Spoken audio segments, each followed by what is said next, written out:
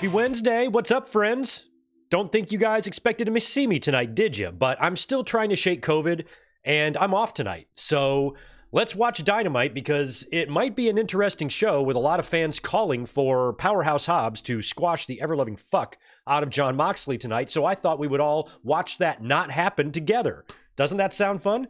Hope you guys are having a good Wednesday. Thanks for being here. We're going to watch some Dynamite Maximum Carnage tonight. The card looked pretty good. So at first I was thinking we'd come up and do a review, but I was like, nah, let's just watch it because I'm still under the weather and I don't want to have podcast voice with, my sinuses the way they are. So let's just do a watch along. Watch Dynamite together, chill out, hang out. Maximum Carnage. Very interesting venue that they're in here tonight. This is like a theater, holds about 5,000 people. This is in Cincinnati. Andrew J. Brady Music Center. Looks smaller than 5K, but that's the capacity when I looked it up today.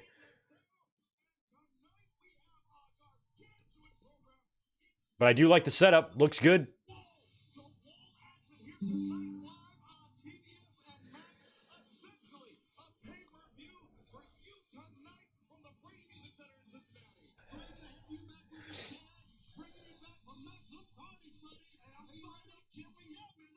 Welcome back, Taz.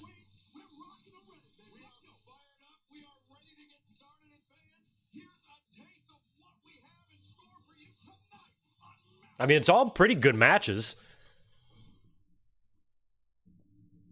But, I mean, this Death Riders Moxley thing, it's just not, it's not doing it for anybody. I haven't found a single fan yet that is really invested in this and said, oh man, I cannot wait to see where this ends up. Most fans just want it to end. And most of us, based on the way they're telling the story, are kind of under the assumption that when Darby Allin comes back, he'll be the one to take the title off of Jon Moxley. But Darby Allin's going to be gone until after he climbs Mount Everest in April. So I do not think the Death Riders, I don't think AEW can afford to have Moxley continue doing the same thing for 4 or 5 more months before it's finally time to end it. I don't think the company can survive that. So a lot of fans have been saying, like, hey, do the Luger-Hogan thing from 97 and when Luger beat him on Nitro. Of course, he lost the title like 2 days later, back to him. But,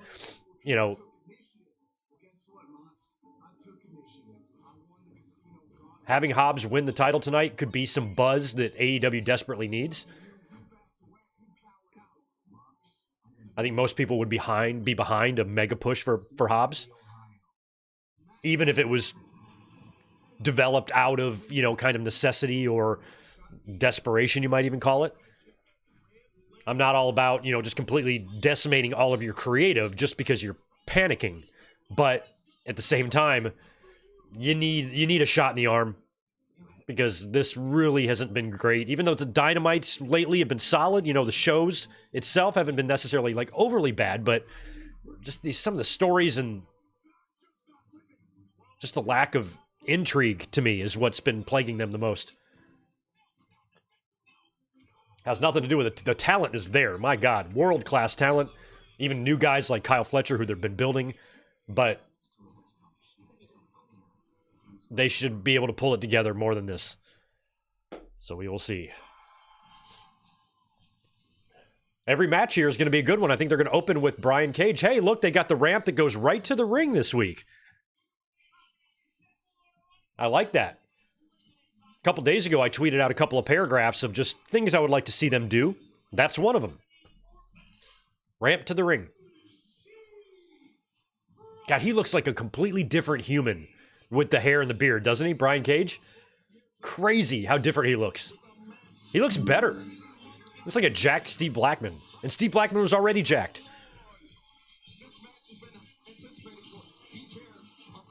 This is like if Steve Blackman was in the body of Brackus. Who do y'all think is in better shape, me or Brian Cage? Super chat, $10 for me, $20 for Brian. That's how you cast your vote here. Cool, Chris is for me. Thanks, dude. Appreciate the tenner. The Death Rider angle is death. But overall, AEW has some solid stuff going on. Right, which people are kind of insisting on forgetting about. But they do need a big angle to keep you captivated week to week. And I also think some people hate on AEW because it's a cool thing to do. Well, of course, there are grifters out there that are going to reject anything they see.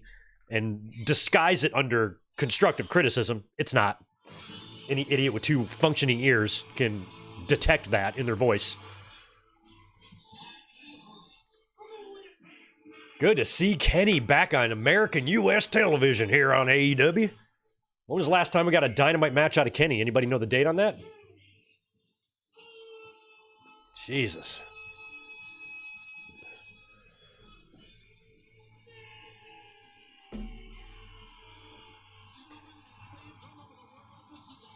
Evan Neal, you're getting drunk next Monday for obvious reasons.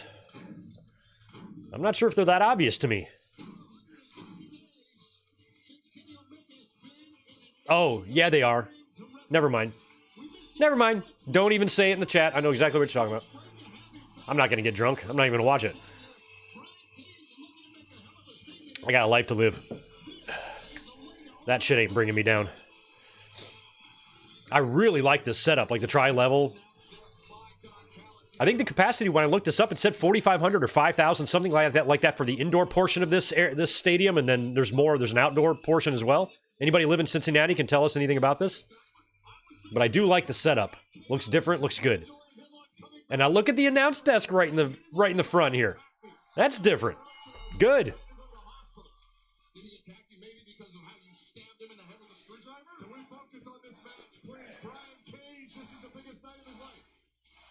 Tell you right now, you can look at Kenny dancing back and forth. He looks in great shape. He is more than... Help me out. When WWE... No, I don't think they did. Why do I have a memory of that? When WWE first relaunched ECW, were they doing the announce desk there? Like where it is here on Dynamite? Why do I have that memory?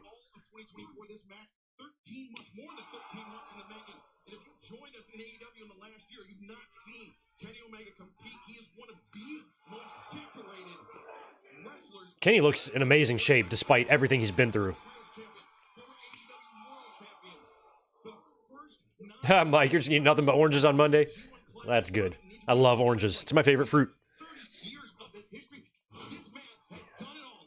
I ate 4 oranges this week, and I drank like 3 gallons of orange juice.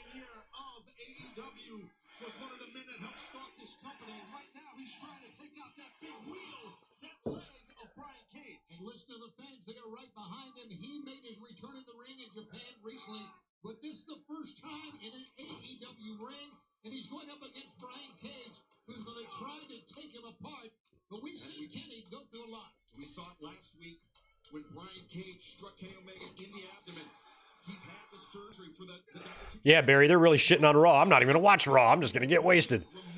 And Cage honed in on that instantly, going after what is a perceived weakness in the best pop machine. What else would you do? I mean, this is professional wrestling. You target a weakness. You go after it. Kenny Omega is bloodthirsty, and he's paying right now for what he did to me last week. Well, just down, I agree with you, by the way. You do go after the injury. That's the right thing. That's Cage is showing his power. Looks like Brian Cage is balding on the top of his crown. Happens to most guys. More guys have that going on than have a full head of hair into their 40s. And I got to tell you, man, you have taken to new heights right now. He's looking amazing. Congrats to you on that. Sometimes, Taz, as you know, the secret is just getting the talent to listen to you. And I think Brian and I had a breakthrough. And he's got a chance to destroy Kenny. What is this now? Cage was going after the midsection, getting the shoulder into the ribs. What are they saying? Oh, fuck Don Callis. With that front chancery, but Cage too powerful, just hoisting Omega up and over his head. Now Cage trying to get the corner once again, lariat. Mine, what Cage has going on, that started happening to me maybe around like age 28, 27, something like that.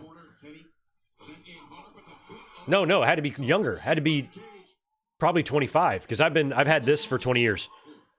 So it's probably 25.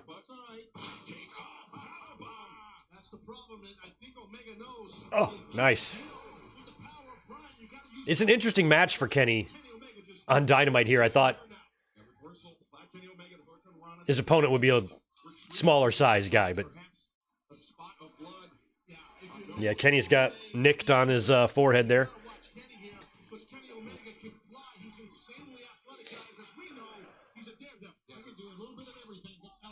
Such an interesting building here.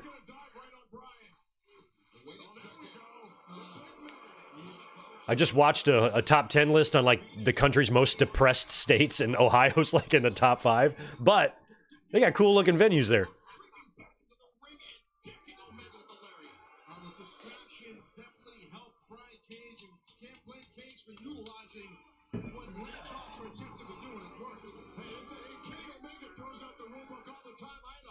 Yeah, Smitty, they are in Cincy tonight, I believe. Have I done shout-outs yet? Let me say hi to Michael Cuomo, Zane G, Chase, Just Smitty, Nicola, Daniel Barry Sports, my boy Colin Wright, Trekopedia, Jay Lambo, Tatanani, Foxstar Killer. Population, I guess we'll give AEW a chance tonight, or you'll give AEW a chance. Well, it is like a themed Dynamite. Those tend to be a little bit better match card-wise. And I think... Oh, it's not a tag match, though. It's a 6-man. I was about to say, I think the Hurt Business are going to win the titles tonight, but it's a 6-man. Or no, I think it's handicap. I think it's 3-on-2, which I think is going to eventually lead to Shelton and Lashley taking the titles. Just not going to be tonight. And we got the women's gauntlet, too. Oh!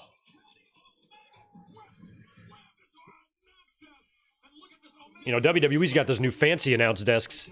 AEW's got, like, the more older school announce desks. They are a little taller. Look at Callis, you little piece of shit.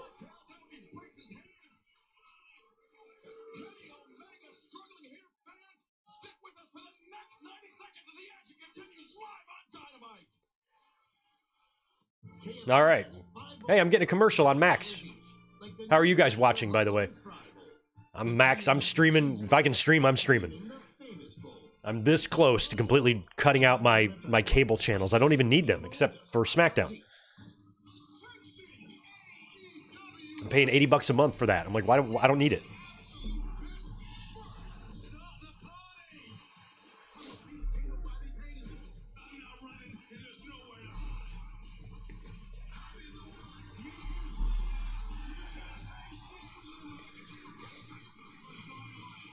Oh, it looks like I'm not getting a commercial. I'm getting like an AEW ad on Max right now. Yeah, so every ad that it looks like that we get is Max-related ads.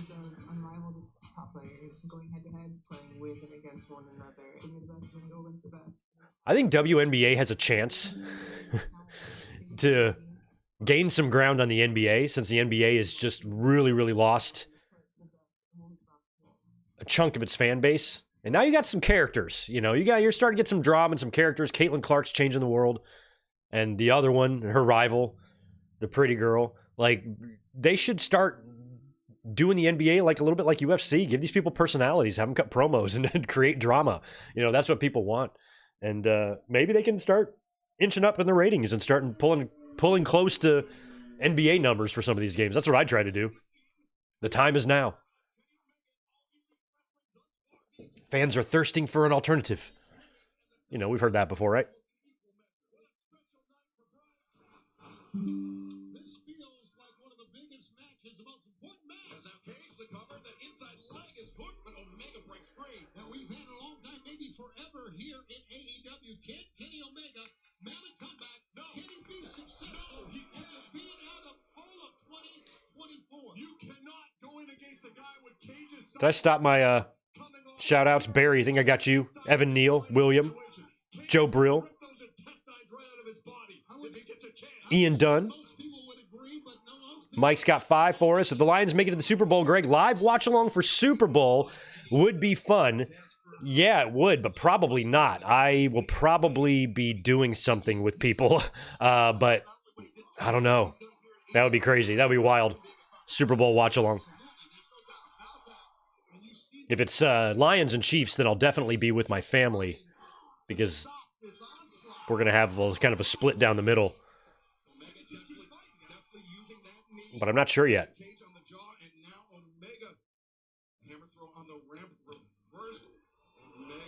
Oh, God. Powerbomb to Kenny. Powerbombed into the ring.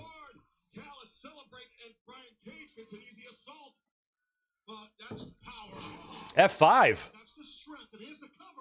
Or kind of.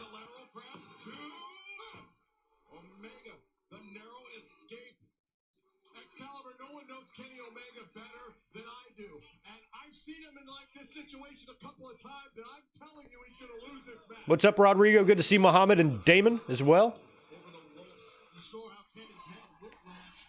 Here's another angle up at him. No, couldn't see his head there, but yeah, his head definitely whiplashed on the mat. Michael, no, I don't think Max is doing the picture-to-picture. So I think that's one advantage to keeping it on TBS is that you will get that picture-in-picture during the ad breaks.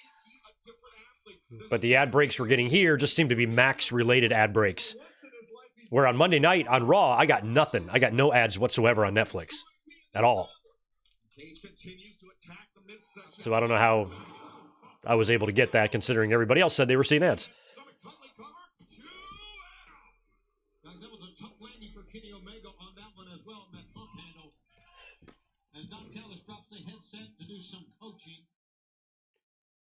That scar on Callus's head, that is, he legitimately got that scar, but they're definitely painting that red every time he's on camera, right?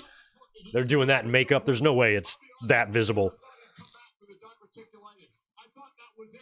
He came back stronger and more lethal than I've ever seen him. But this family is ready for a fight, as you're seeing tonight.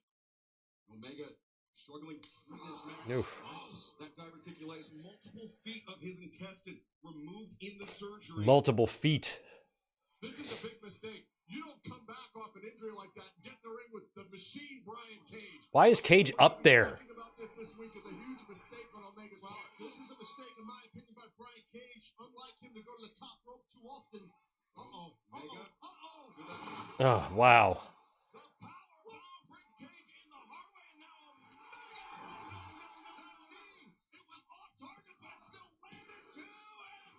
Yeah, he hit the knee right on the shoulder. Only saving grace for Taz was the fact that knee was slightly off target. That top rope was unbelievable. Go ahead, Taz. It was. I mean, and you see right here was powerbomb and how hard the head was. Jeez.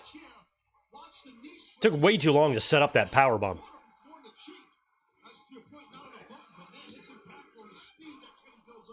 And Kenny he's doing this. You notice he's just really selling the intestines or whatever. Like, he just keeps always favoring that.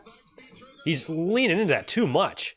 Oh, brother. German suplex Omega had to fight his way over that top.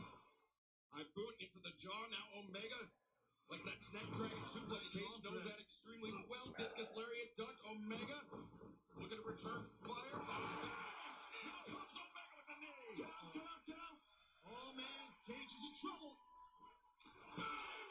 Another knee. He is not gonna. He's not gonna one-winged angel him, is he?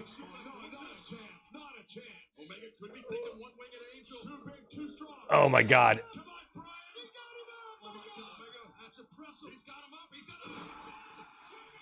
Is he gonna beat him with that? Yep. Well, he needed. It was cool how they did it on the ropes, though. Cage was able to help him get him up for the one-winged. All right, Kenny beats Cage with the one-winged angel. Oh man, Fletcher, let's get Ospreay out here. Help him out. The ramp is so short. I don't want to hear any theme music for run-ins tonight.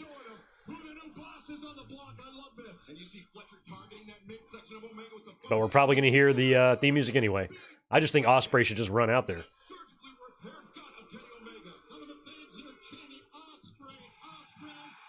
Good, and he's coming out. Sweet, no music. I like it.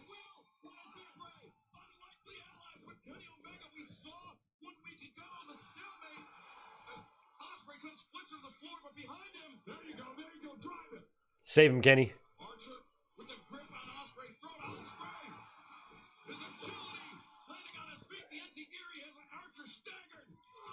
We might get Will Ospreay versus Lance Archer next week. Ooh, hidden blade.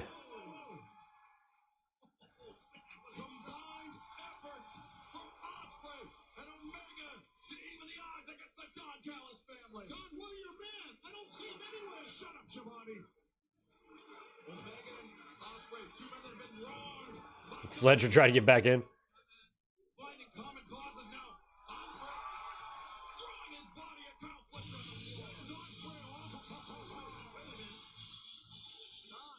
Whose music is this? Oh, Takeshita.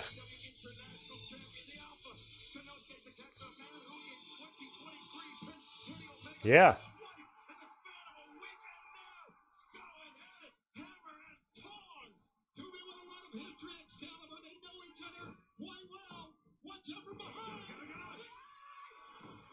Oof.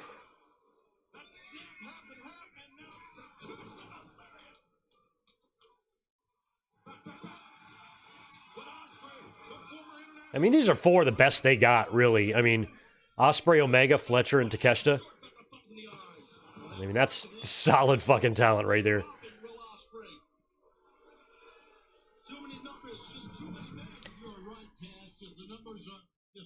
Basically 5-on-1 here. And now they're not done here. Takeshita and Fletcher.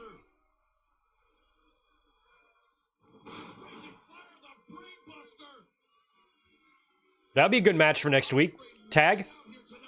I was thinking it would be Fletcher, or I'm sorry, I was thinking it would be Ospreay and Omega against Cage and Archer, but it'll probably be Ospreay and Omega against Fletcher and Takeshita. God, Callis' shoes make me want to barf. Look at his ankles. Why would you have your ankles exposed in Ohio in January? Makes no sense.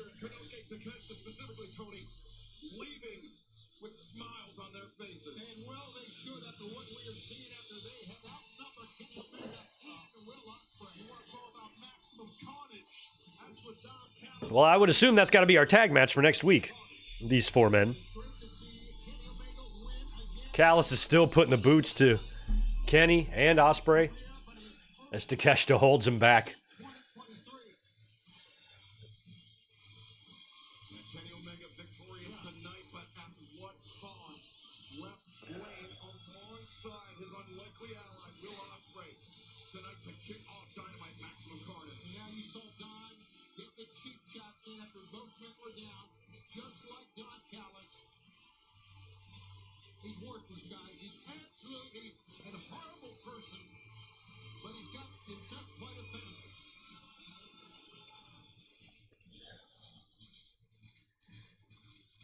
Yeah, they laid out some heavy physicality with the Don Callis family. They made a stake in heavy. Thanks, Foxstar. Thanks for the 5. The whole run-in with Entrix thing was only appropriate when it was either Austin or Rock doing it anyway. Well, that's kind of where it started. You didn't see... Well, I guess the only one I can remember... Maybe like WrestleMania 8 with the Warrior, you know? But in those days, you didn't really get entrance music for run-ins. They would just run in. I think that was because it was WrestleMania, it was the Warrior. But once you got to the Attitude Era, then it just became a staple. And I'm like, I don't think you need it at all, but I think you could use it sometimes, use it not. And there's some instances where it just looks stupid. A couple years ago, when Jeff Hardy, did he debut or whatever he did to come out and save Matt? He still had to do his little dance at the top of the ramp before. What are you doing, dude? Your brother's getting his ass kicked. That's your own flesh and blood. You got to stop to dance first and do your Jeff Hardy dance? Get your ass down there. I don't understand why they're always coming out of gorilla down the ramp. Why aren't they coming out the side of the arena or something? They might be over there taking a shit and see what's going on. They come through the crowd, or you sometimes get that. It's just not often. Syndicate, I am an expert in managing how much oxygen you can breathe. For the first time in 2.5 years, MVP's taking off the suit and lacing up the boots. We are the Hurt Syndicate. We hurt people. We are at a bar drinking cocktails because it's so hard to do that unless you're people like us. It's not like you can just walk into a bar and order a drink or anything like that. Only special people like us get that privilege. I love when like a man tries to be a man. He's sitting there with a scotch. I'm like, I could go order a scotch. It's not hard. Why do you find that so impressive?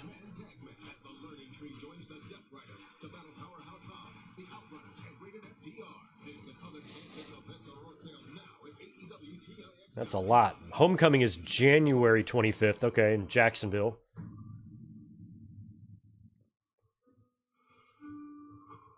A man walks through his life. All right, I'm getting another And reaches his journey's end. ad of some kind here on Max. Looks like it's an ad for a TV show. One last fight.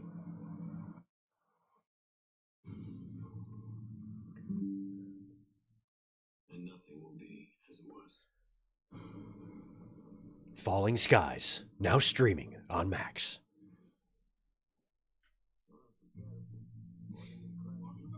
Thanks, Barry. Yeah, like don't take a bunch of time to dance up there. If I'm getting my ass kicked, come help me. I don't want to watch you dance, Barry. I have enough nightmares.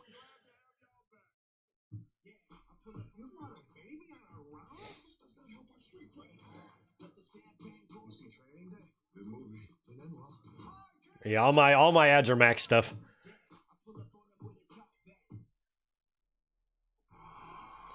Celebrate progress tonight. America still makes a lot of progress. I mean, take something like pot. I know I will. Everybody hates good. Not that I'm saying. They're running an ad for a new Bill Maher stand-up. I've been to states where Republican ads. It's just a guy with a gun and a truck. Me like these things you I've always liked Bill Maher, but he is kind of living proof of the phrase that is true, you know. Bleeding hearts grow old and lean to the right. They do.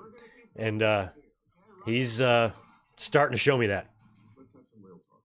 This is one space where people from radically I still like him, though. in the same conversation. Let's call out the insanity wherever it is.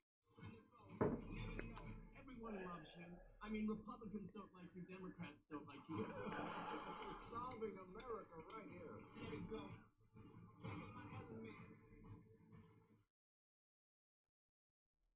And the Ravens move on to the next playoff round. We all know what we're capable of. MVP is one talent you wish WWE used better? Yeah, kind of. They did a lot for him, though. I mean, he had a very elaborate entrance. One of the better theme songs, you know, of that era. Long-ass run with some championships. I know he was a double champion, right? U.S. and tag or something. And then he was like U.S. champion for like a year. And he was all right. Maybe he could have done a little more, but I don't ever think of MVP as somebody who didn't live up to his potential, you know? Like, I thought he made it to about the level he should have.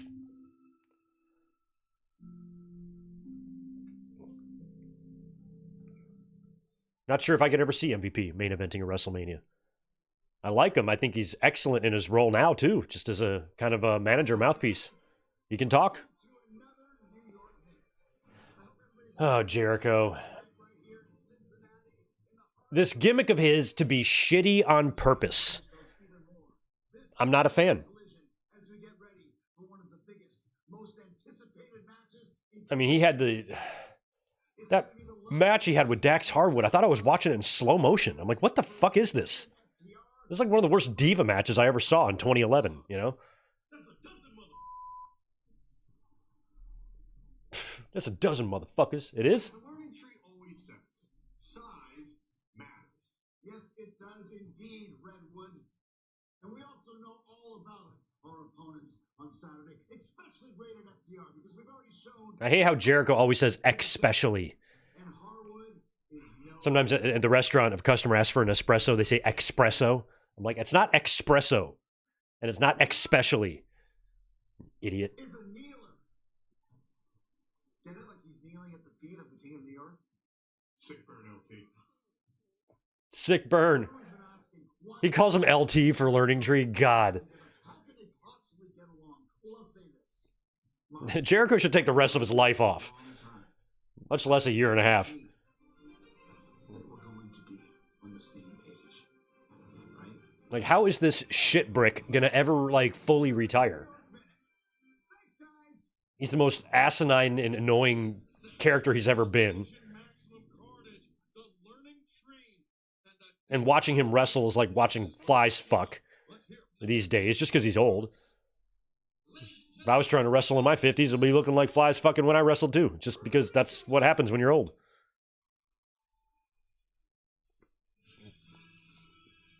But Jericho's a legend of enough status to where I'd like to see him kind of have some sort of like send-off, but he's just wearing out his welcome so much that fans just want him gone. I don't want to celebrate his career and watch him ride off into the sunset. I just want him gone. It used to be called X-Pac Heat. Now it's called Jericho Heat.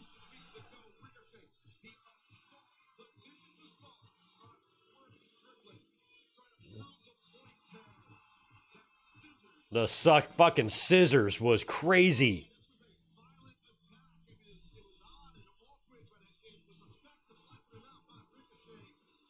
Ricochet wouldn't have been doing anything like this in WWE, so...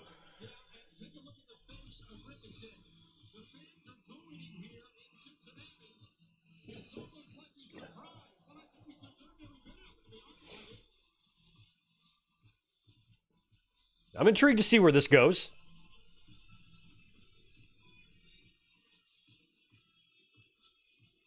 Ricochet clearly professionally wanted to do different things as a pro wrestler, and being in AEW is giving him the chance to do that. And now that he's going to be kind of turning into this Andrew Tate level heel.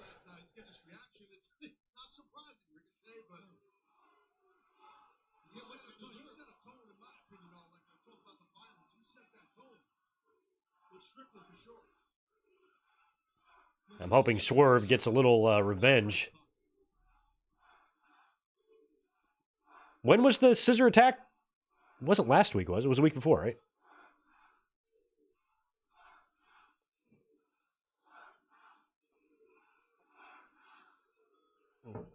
He's got the scissors in his pocket, too.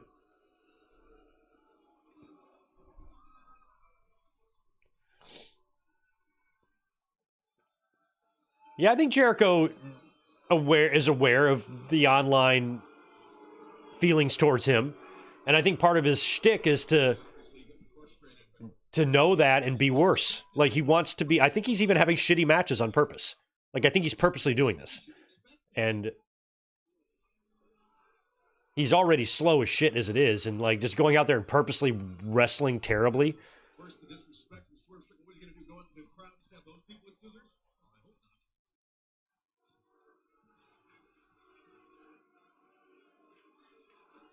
I'm just not sure if that's a winning formula, you know?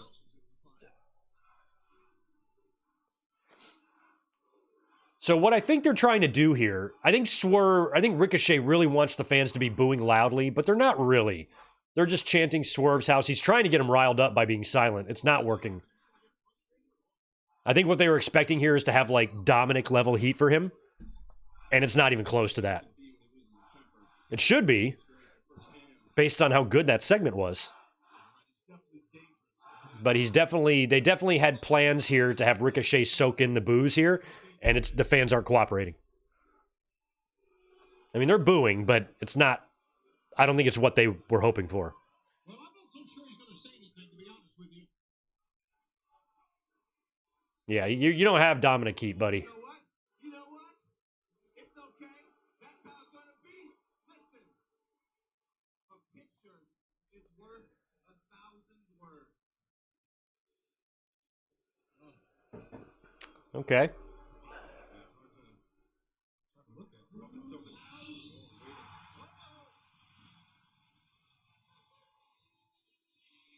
Oh, Nana's coming. They're coming from behind. Nana's behind him.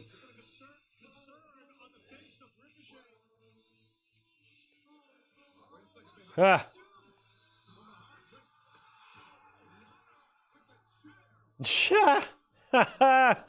Hit him with the chair. I wish I could do the Nana dance. You don't even want me to try. You guys would all unsubscribe. Like, I can't follow this white boy no more. And here comes Swerve.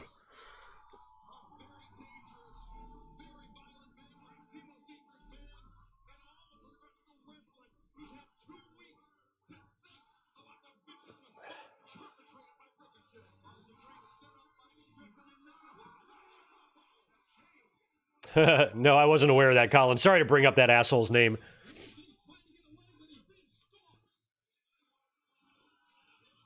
I'm not one to wish for another human's demise, but I dislike that person about as much as a human being can dislike a person. He's an absolute piece of shit. And if somebody were to delete him tomorrow, I wouldn't be sad, I would be happy. And I'm sorry if that makes me a bad person. Damn, this is some snow on the ground? Fuck that, Ohio. Ohio in January. My God, the suicide rate. Jesus.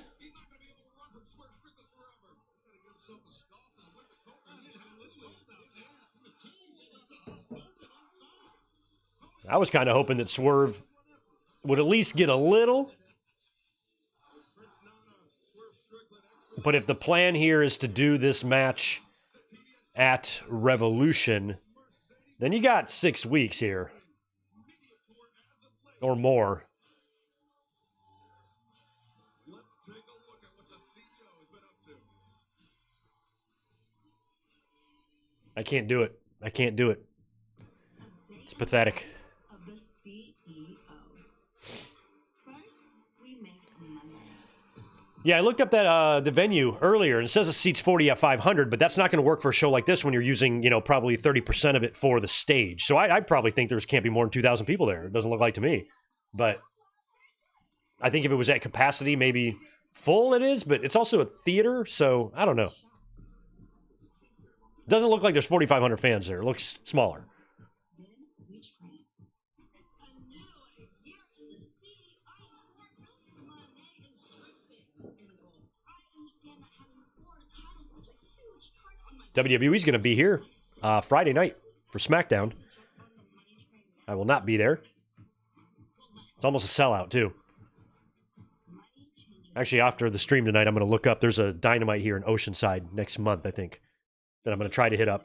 Results the CEO draped in gold.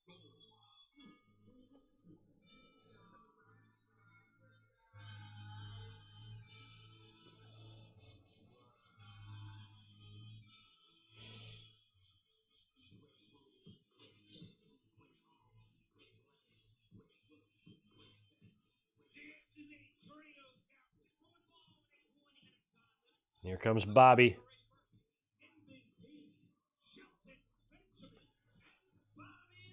Oh, MVP is with them. Okay, I thought it was a handicap match. I didn't think MVP... When I was looking at the graphic, it just said Hurt Syndicate, but I guess that's all of them. Yeah, so it's a 6-man. The Hurt Syndicate interrupted private party celebration as AEW Tag Team Champions that Lashley and Benjamin. And help me out. I'm assuming that... I think I already knew this, but... MVP, he can go by MVP, but he can't be Montel Vontavious Porter or whatever, right? But MVP is okay? Probably some trademark loophole or some shit. But the fact that all 3 of these guys can come in together, essentially using the same names as they did in WWE, the only time I can ever remember something like that happening is the Radicals coming over from WCW, right? When have we ever seen 3 or more people join a company and retain their previous gimmicks? I guess NWO too, but it didn't work like that when they went there. Diesel and Razor had to be Hall and Nash, but then they came back as Hall and Nash. So it's weird, but other than the Radicals, that's a pretty unique situation where they didn't have to change a name or anything like that.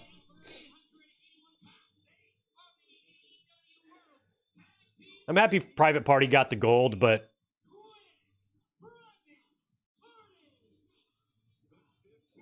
they're just not over.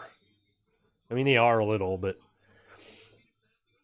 I would love to see AEW, kind of try to create a tag team division, kind of like how WWE had in the Attitude Era, and get Private Party over like Edge and Christian.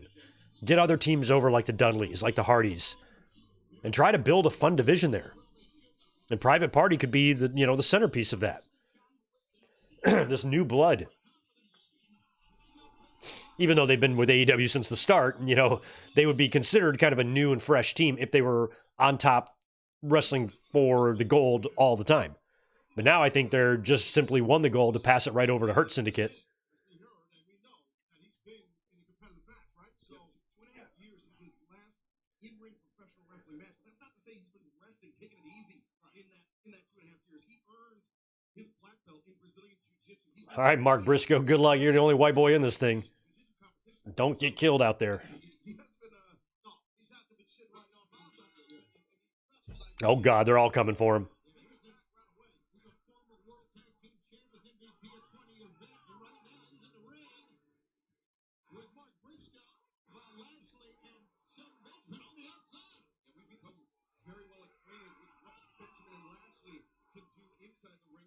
Good to see MVP in there. He does a lot of jiu-jitsu tournaments and stuff. He's still very athletically active and stuff. He can do shit.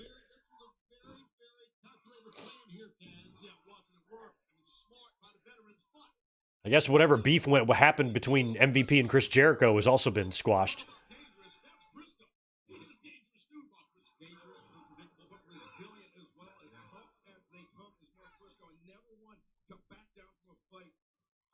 Whether it's from a Brazilian Jiu-Jitsu black belt, whether it's from a two-time NCAA All-American and Shelton Benjamin, whether it's from a MVP, or excuse me, an MMA fighter, Bobby Lashley with a 15-2 record, Mark Briscoe will not back down, and Mark Briscoe now looking for the cover.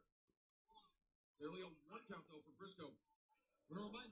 Yeah, Andy, when I was going to originally do a review tonight, I was going to talk a lot about that, but we'll save it for Saturday because that situation is still ongoing with Corey Graves. He sent out a tweet a couple days ago where he was clearly upset, or yesterday, no, Monday, I think, clearly upset about his perceived demotion to NXT.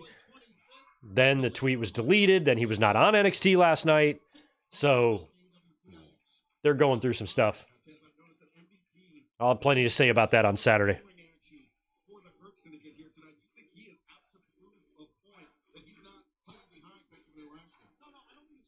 Right, Chris. Yeah, and he won that tournament. Not even competed in it, like won it. That's right. So MVP, he's legit. I'd love to see him beat the shit out of Chris Jericho. That'd be awesome.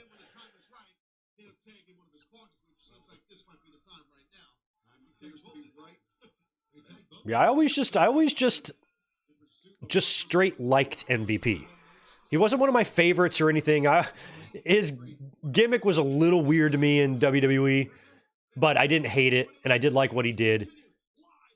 I saw a couple of, I remember what really, MVP, I think he might have even been gone from the company. I can't remember the years that he was there, but I started really respecting him a year or two after, maybe it was a little longer than that, when he was interviewed about Benoit. And I can't remember what he said, but I was so impressed with his take on it that it kind of made me realize that I should like this guy more. And so I've kind of been rooting for him ever since, you know. Whatever he does, wish him the best. Seems like a good dude. I told you it wasn't bitter. From the Lindt Master Chocolatier. Discover excellence. Expect delicious. Wings and pizza here. Maybe a piece of wings. 16 boneless wings, 1 pizza, wings and pizza. It's stuff. Chris, you got 5 more for me earlier. I didn't see that one. Jericho's getting close to Ric Flair where he's a shell of himself. Well, he's definitely a shell of himself, and he's clinging to the spotlight and overstayed his welcome, in my opinion. Flair's worse. Flair's 100 times worse than Jericho, but Jericho is just still getting there. I just don't know what... I always thought Jericho was smart. Like, he could see, you know, a couple steps ahead, had a different thought process than a lot of wrestlers in terms of, you know, how he presents himself, what he does, you know, how he goes through his career. And now... I would think that the Chris Jericho of old, if he saw another wrestler do this, he would have a lot of negative things to say, or maybe not to say, but he would have a lot of negative feelings about it, about another wrestler doing what he is currently doing right now. And if he has something to offer, if you have something to offer, wrestle or be on television until you're over 100. I don't care. There's not an age limit to me. It's about what you can offer, what you can bring, fans wanting to see you. And Chris Jericho is bringing nothing. But nothing. He's bringing nothing positive. I should say that. Nothing positive to the company currently in his current form. When he first started, he was great. Perfect guy to be the first AEW champion. La Champion and all that stuff he was doing for the first couple years was just fine. But now it's like gimmick after faction after faction. Why are you on TV? You could disappear tomorrow and AEW would be objectively better than it was. And... if you're doing something entertaining, you're doing something fans want to see, if you're a legend that fans still enjoy seeing, then stay on television as long as that'll take you. But Jericho's not there anymore. Most of the fans are ready for him to go. I'm sure he's got his supporters, but the majority want him not in our face or on our television. Especially with both rosters in AEW and WWE kind of bloated. And there's a lot of talent there, and a lot of spots to try to share. And when someone like him is just taking up space and taking up time and bringing nothing else other than that to the table, then that's when I'll say I have a problem. And I do.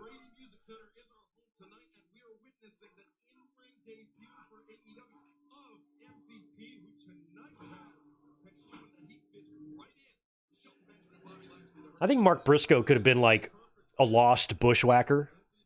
Like if they would have brought, if you could fast forward to the or rewind to the 90s and you bring Briscoe in as the third Bush, the third whacker, he'd fit right in. I could see him totally doing it. Already missing a tooth or teeth. Looks like a guy that would lick you.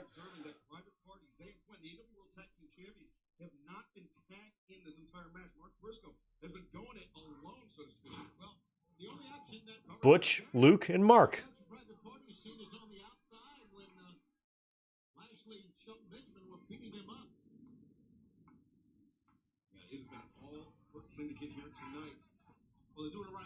Well, I got to shout out AEW for at least changing things up. They've got the hard cam over the entrance. And it's facing the ring, and the announce table is directly in front of that as well.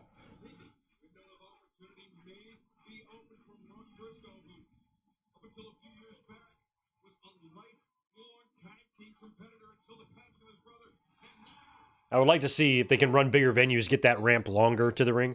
You know how like early 90s WCW had that? New Japan has done the long ramps before.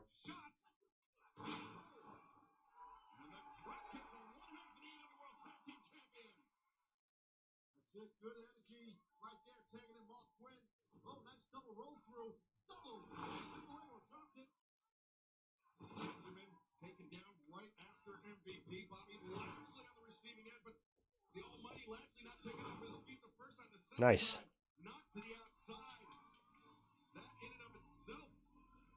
You know what? It sounds weird, but I kind of think... I feel like if the Hurt Syndicate is going to beat Private Party for the titles anyway, then Private Party and Briscoe should win this match here.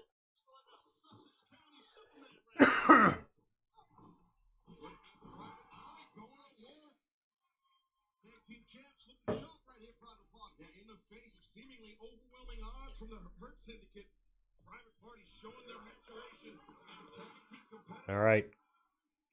Cassidy and MVP just took a tumble.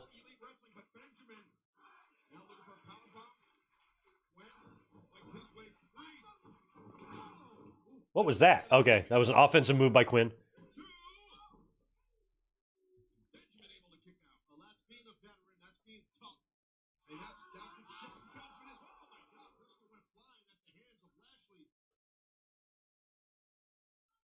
Like we've said, Taz, Mark Briscoe, not a small man. It makes what Bobby Lashley is doing to him all that more impressive.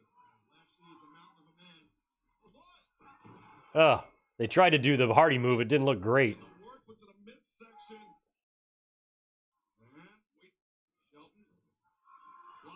Jeez.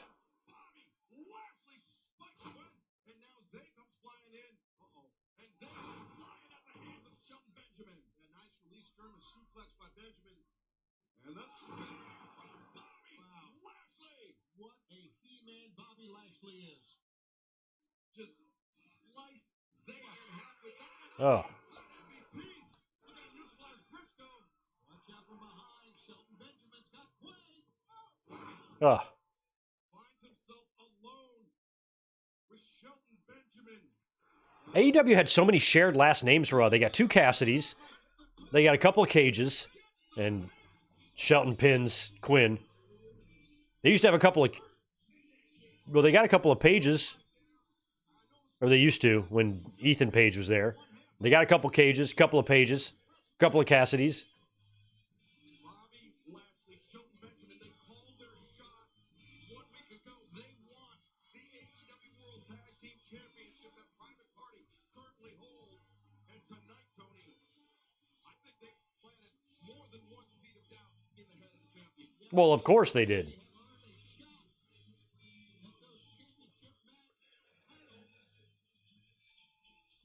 I mean, whenever that happens, it's going to be Lashley and Shelton. And they could use that, you know. I got nothing against Private Party at all. They just don't feel like they've gained enough popularity to me. It's not really their fault. But at least if you put the belts on Lashley and Shelton, you've got a legit tag team duo there. They could hold up and would arguably be the best in all of pro wrestling. Knox, next week in Knoxville, Cope and Pack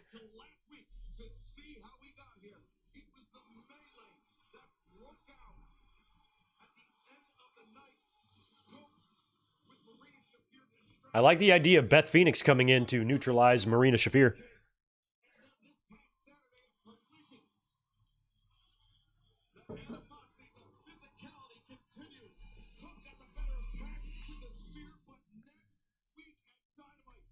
That'll probably actually be a pretty fun match, Cope and Pack. But right now, fans, let's take a look at the relationship between Cole, Jackson Cash, rated FTR. You know, when you talk about Yeah, a couple of Adams, too. and their friendship, these guys have helped me train and get back from every injury. The third whacker. Added to my list of quotes.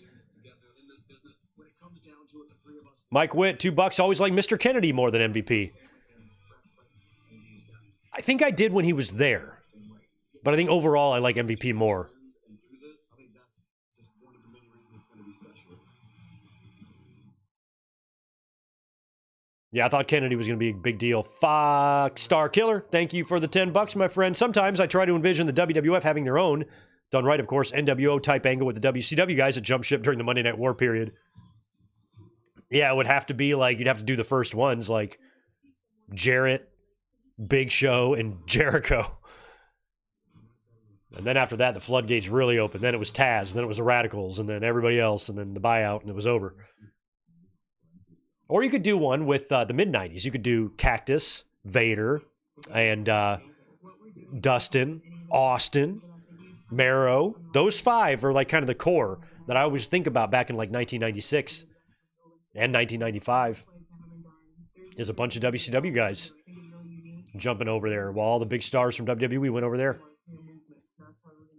The WWE in 96 had a hell of a lot of NWA and WCW influence on it.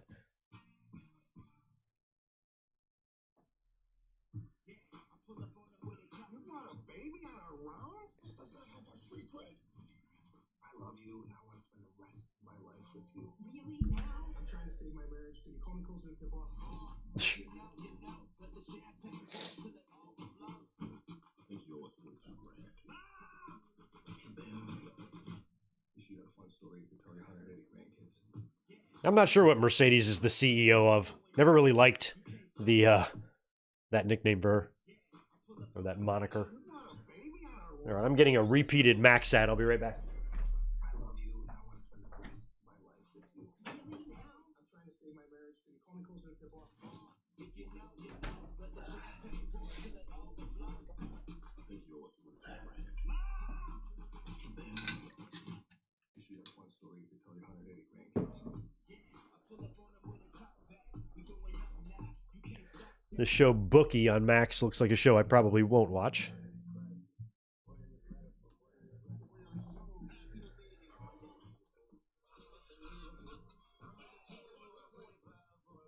Hey, what's up, Yachiro? Good to see you. Glad you're here. Thanks to all of you who are here. I know I didn't tell anybody I was going to really do a stream tonight. I wasn't sure how I'd feel. I felt like shit Monday night, so I apologize if Monday's stream didn't feel like it was had as much energy as they normally do, but I got the COVIDs, man.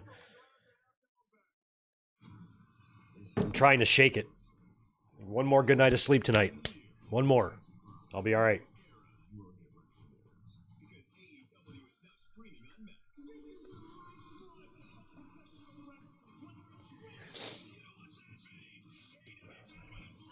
Mike Witt, Tito is in his little,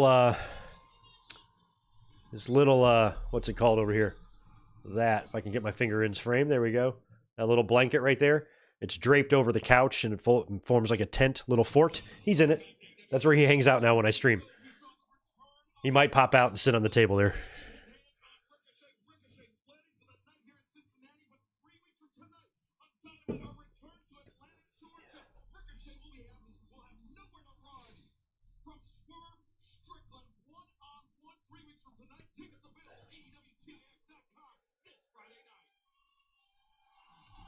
Oh my God, here comes Double J.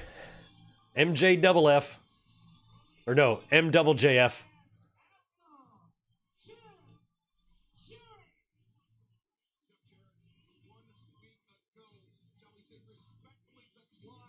No, I playfully joked that, hey, if Jeff Jarrett did the Terry Funk barely legal ECW thing, what would be wrong with that? A lot would be wrong with it because it wouldn't be pulled off the same.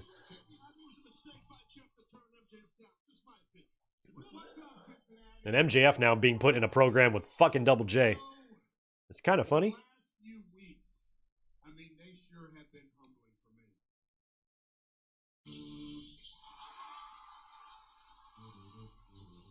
That didn't take long.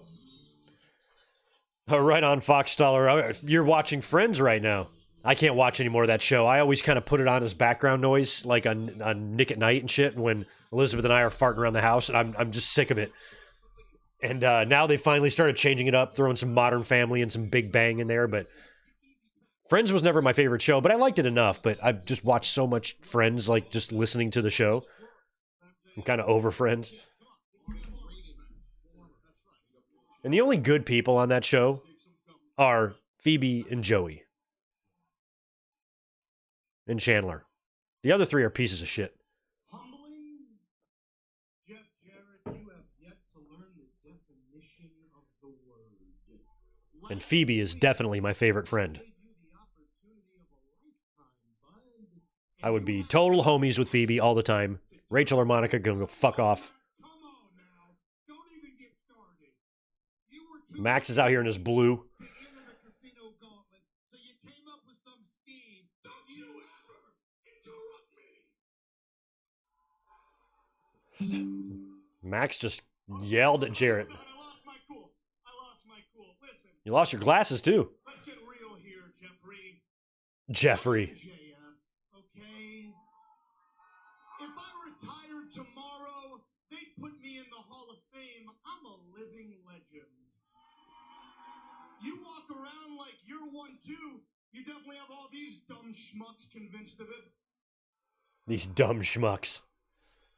But allow me to school all you simple-minded folk on the real legacy of the last outlaw. Emphasis on last. Jeff Jarrett, when were you an outlaw? Much less the last one. You see, before You were a country singer, I know that. company dies. You know, Double J, this whole one more year with the possibility of you winning my Triple B would be a whole lot cuter and warmer and fuzzier if you weren't literally the definition of a pro wrestling Grim Reaper.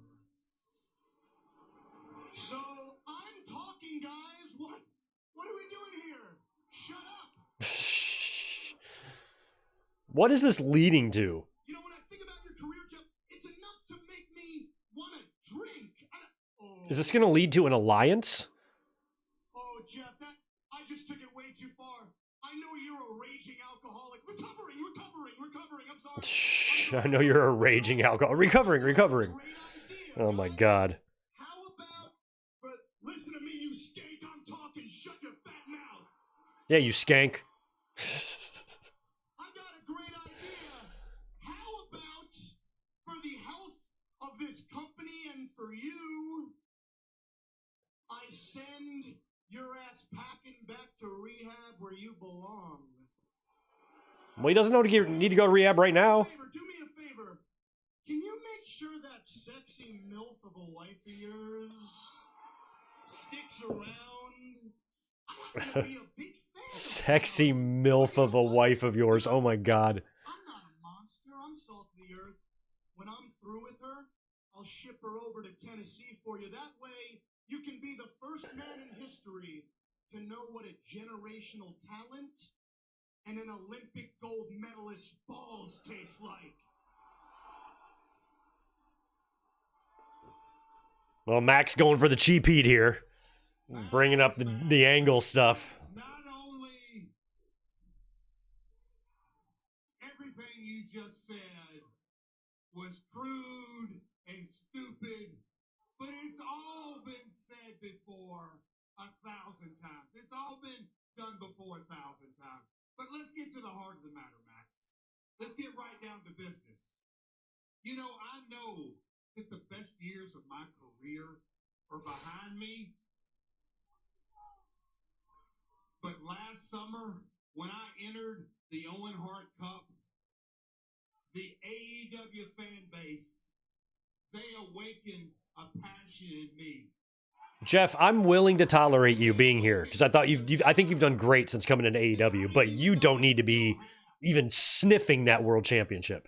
And Max, I'm going to do everything in my power to keep that passion going. You shouldn't even be in a conversation at all. One thing that's going to put me on track to become the AEW World Heavyweight Champion. Yeah, Max wasn't lying about that. I just think it's funny. Let's get back to your stick. You think you're going to come out here and poke fun at me and have your zingers and you're going to hurt my feelings, right? Oh, Max, I was you before you were you. Everything you can say or everything you can do, I've done. I did it before you, and oh yeah, I did it better than you. But Max, hold on before we get all bent out of shape here, because you confused me. You really, really confused me. Because I don't know if you're a dumbass or if you're just a scumbag. Or he could be a dumbass scumbag. Could be both. Maybe it's all the above. You know, because Max, there are days, hear me out, there are days that matter of fact, I feel very sorry for you. He's a scumbag. Or he's our scumbag. But let me just give you a little family history about this scumbag. Because he had a tough upbringing. I actually feel sorry for him on some days. I mean, Max, it's being tough. It's really tough being raised by a call girl mother. And you know, your old ambulance chasing attorney old man, I mean, being reared by those two, it's tough. And, you know, being reared by those two. That when your dad knocks your mom up, Jeff getting personal. she still made him pay for that shit, didn't she? But hold on, Max. You know, the old saying goes, we all marry our mommies. Pretty appropriate for you because your old lady is nothing but a Canadian call girl. He just called Alicia a Canadian call girl. The fans did not pop for that. Why is she a Canadian call girl? What did Alicia do? I've talked to her before. She's nice as hell. What's wrong with you, Jeff? You were doing your version of 60 Minutes Through. Well, at the same time, in the back parking lot, your old lady was doing her version of 60 Minutes Through with about 10 other wrestlers. Max, look at me. You need me. You need me, and you don't. Okay, now I'm not backstage, but I'd be willing to bet that Alicia wasn't doing an entire basketball team in the parking lot. You may be an entitled prick, but at the very core, you're a scared little boy. You are scared to enter the gauntlet. You're scared at 28 years of age. Your best years are behind you. You're scared to death of never being on top. And like I said last week, you are scared of becoming a one-hit wonder.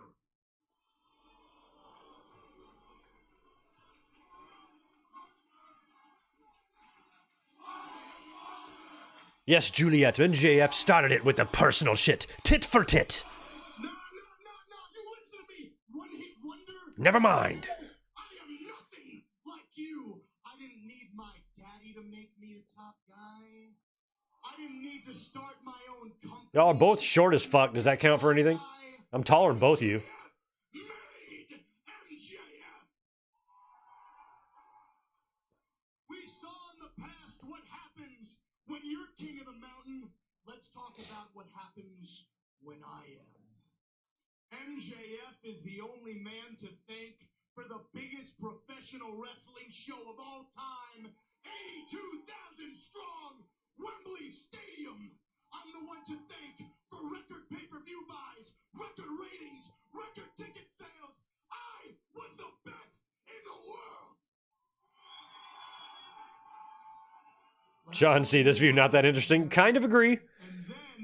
I'm agreeing less this week than I did last week, though. I got Last week, I'm like, what the fuck? Now it's like, well, I mean, if it leads to something, then I'll give it a chance, but...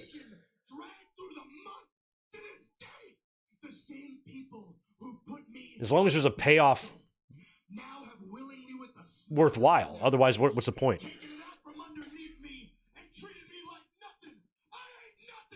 Max's Tanner is running. I don't want to win the world championship. I need to win it so I can shove it down each and every single one of their throats. But instead, I have to wait in line for Jeff Jarrett. Oh, I thought that was Jeff that laughed. With all due respect, these people, you know, they're not very bright, okay?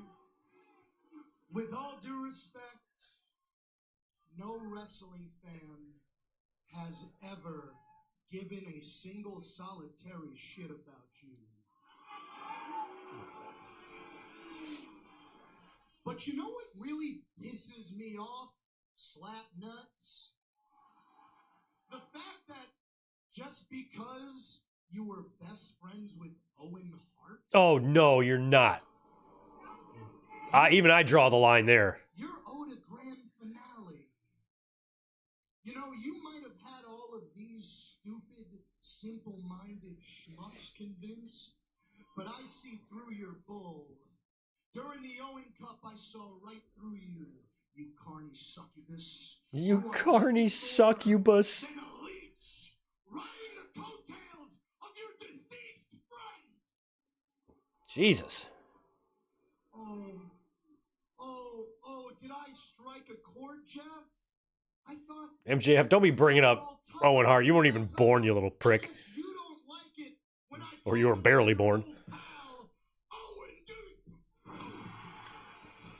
Jeff decks MJF, rightfully so.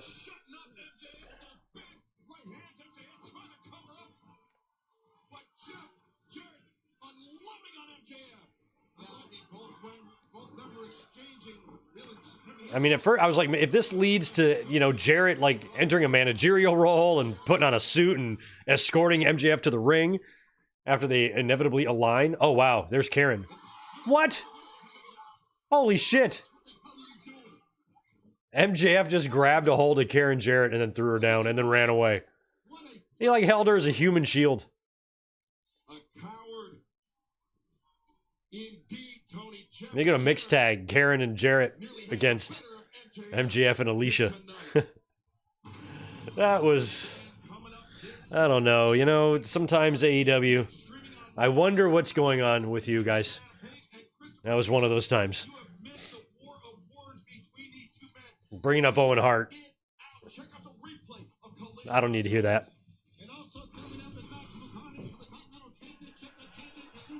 Oh, Okada and Ishii.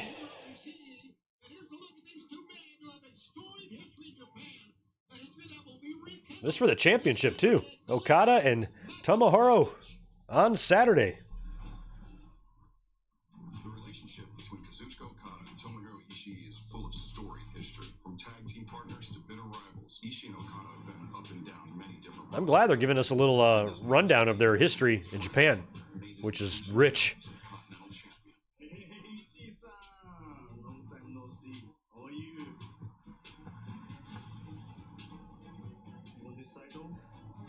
This Saturday at Collision, Maximum Carnage.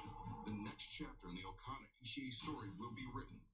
All for the AEW Continental Championship. Probably like, I guess maybe 20 years ago, I worked with just a stone cold boss in the kitchen. His name was Eddie. He looked exactly like Tomohiro Ishii. He had the same face, the same facial expression, and it didn't matter if we had 2 people in the restaurant or if we had a 20-seat waiting list, you know, with tickets all the way down the line. Same speed, same business, same look on his face. You ask him something, yes, simple answers. He was an absolute machine. Eddie, wherever you are today, I hope you're well. I was so impressed that I didn't think he was human. I thought if you, like, cut his arm, like, wires and sparks would come out because he was a goddamn android. Just no emotion.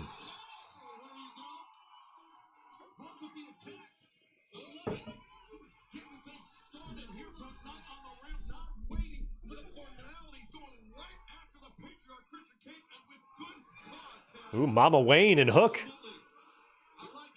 Hook's like, I'm handsomer than your son. Sorry. Sorry to break it to you, Mama Wayne.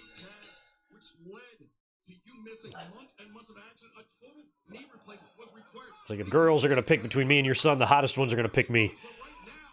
That's what Hook should tell her. We're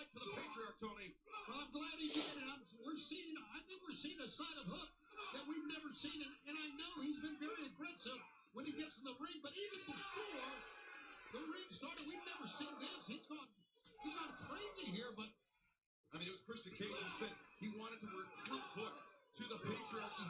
Well, at least it's the right time of year for Christian's turtleneck. And they got to get to moving. They got to get to stepping here because you still have the women's casino gauntlet, which is going to eat up a good 20 minutes. And then you got Mox and Hobbs. So the more time in this show goes by, the more the chance of that Hobbs squash we're all hoping to see. I don't think they're going to do it. I don't think they're in front of the right crowd. This crowd hasn't seemed super jacked to me. Even though it's a smaller building, the energy's not there for me. So I'm not sure like how spectacular a Hobbs victory would look visually. I think the fans would only like moderately clap. Definitely did not start out like a traditional wrestling match would. But you got to be careful if you Hook with a veteran like Christian Cage. He's been through it all and then some. Yeah, those every trick in the Hook. With the backdrop, sending Christian Cage back into the ring, and now Christian Cage, look at this.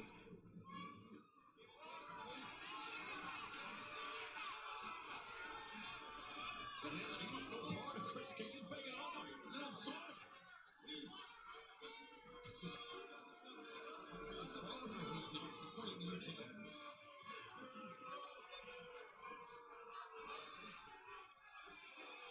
Oh, cool.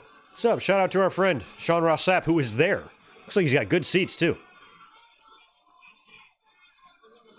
It looks better on fans' phones than it does on TV. As Christian hugs the Hookster. There you go, just belly to belly his ass. Mama Wayne's got that contract.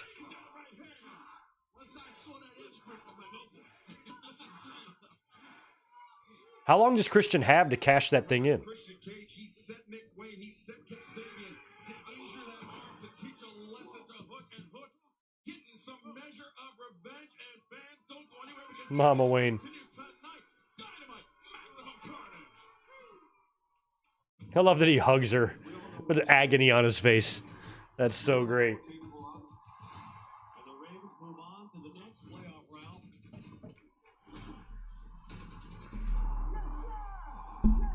Joshua, hey Greg, sorry I'm late. It's all good, but I'm going to need 50 push-ups on your knuckles. Go ahead, get started.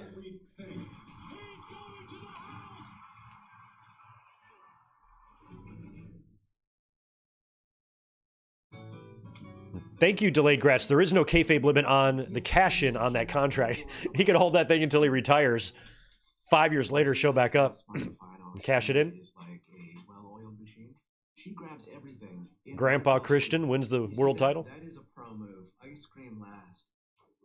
When you do your grocery shopping at Smart and Final, you'll find. Oh, I'm getting a Smart and Final commercial now. And savings in every aisle.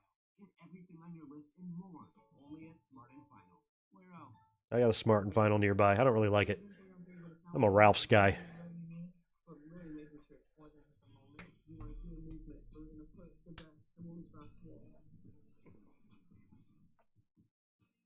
Back on the East Coast, I was a Harris Teeter guy. Here in California, I'm a Ralph's guy.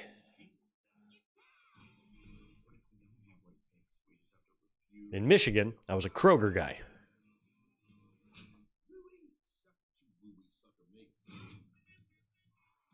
What is this, Danny McBride movie?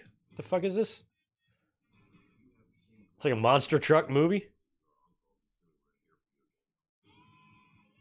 The Righteous Gemstones. Oh, it's a series. Okay. Weird.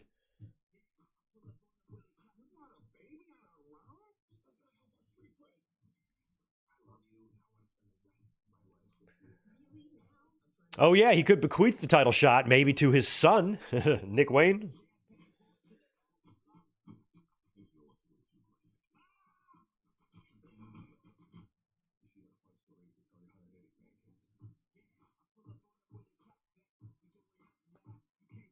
Yeah, a lot of old dudes in AEW right now.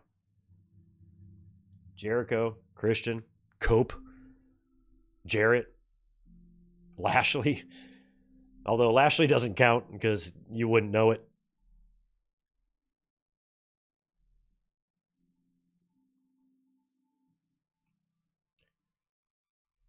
No, Joshua, I've not been to a HEB or a Buki's. I like a lot of van life channels and stuff like that, and I see that on their event every now and then, but I've never been during my travels. I'm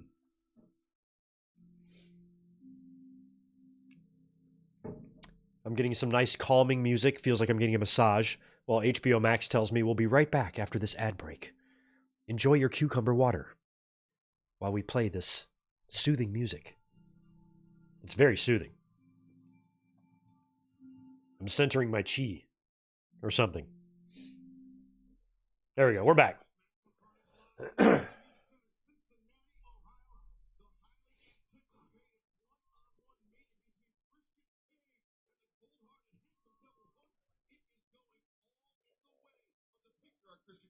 This is maximum carnage, and I'm telling you right now, we have seen Taz be insulted.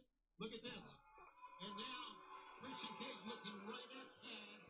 Yeah, I'm going to look up that Dynamite here in Oceanside here after the stream and get some tickets for that. You guys can look for me on TV in a couple weeks. Things switch. I see it, Nick Wayne. Nick, get away from Taz. He's a legend, and you ain't. Here's the thing. Okay, listen. Wait a second. Hold on here. Hook now. Fireman's carry. Christian Cage holding out that top rope for dear life. Let's dump him. I'm just now noticing Sabian and Nick Wayne out there. I only saw Mama Wayne for the first half of this match.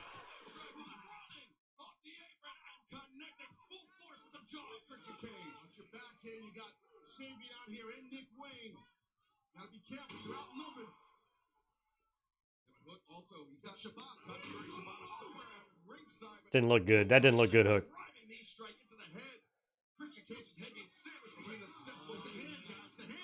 Don't get a close-up of the stomp. It's not going to look very good.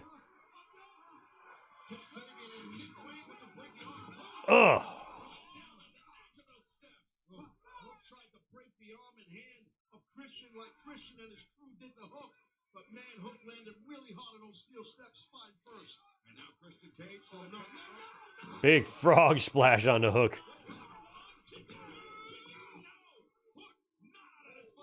Sorry, I lost my cool a bit. I apologize. I'm trying to stay professional. I don't want to see this bum beat Hook in the spine here. Oh.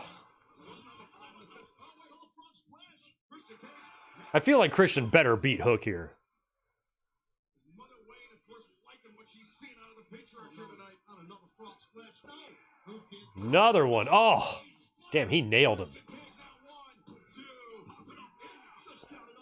Hook's still fighting. You know, if Hook wanted to jump to WWE and get some PC, log some PC hours, I think that'd be good for him. He's got such a good look.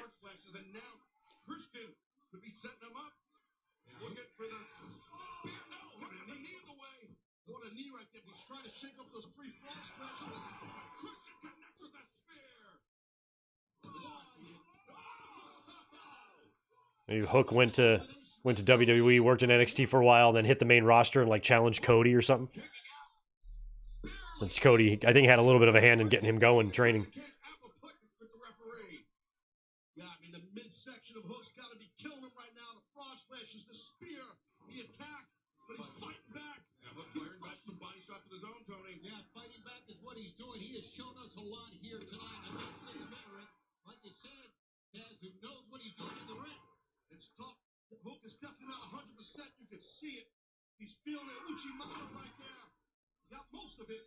And Christian Cage getting thrown all over this ring. Hook throwing his body. And runs the Hook like a northern light chair. Like suplex indeed. Two. And Christian is able to kick out. Tough to get up in that bridge, especially when the midsection is attacked. Tough. Yeah, Hook. You have to work for that a lot. Oh, wait a second. Christian Cage looking for kill switch. Hook. Maybe a counter. It was coming and Hook. Like, Hook just had a little sequence there. It was the Northern Lights and then the Fisherman. And neither looked great. Again, hard, Shabani, to bridge up Joshua, today's been fabulous. I've been off, but I've also been trying to shake the last of my COVID. So I'm still dealing with that. But I'm better than I was Monday. Monday I felt like ass.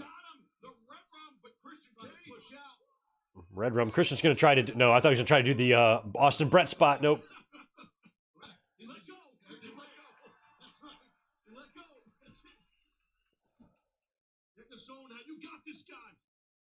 Christian now feeling those cross bases from Hook. As now to get Red Rum cinched in to help. Christian goes behind. Christian, oh, look at this, gouging the eyes. And with a handful of trunks, Hook sent through the ropes into the ring post. Landed hard, shoulder first, as you said, into the post. Shibata making sure. Shibata coming to the outside. Trying to get kicked away. Shibata on the outside. Remember Shibata years ago dealt with a near career-ending head injury. Well, Shibata tried, but... Doing a good job fighting off three different men.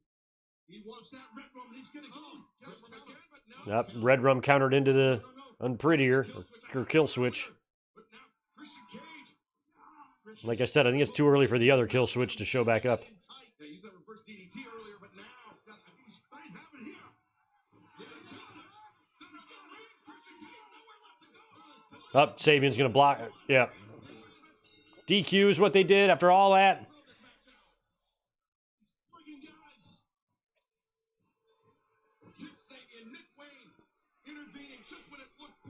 Is Taz gonna... I guess Taz can't do much about it. It's gotta be rough, Taz. You're watching your boy get pummeled. Is he gonna get off commentary? Taz can't move, can he?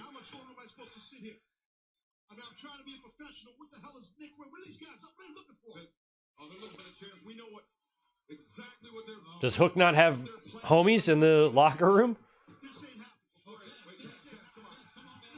Oh, Taz is standing up? I thought he could just have surgery. Didn't he just have surgery? Okay. Oh! Oh! Okay.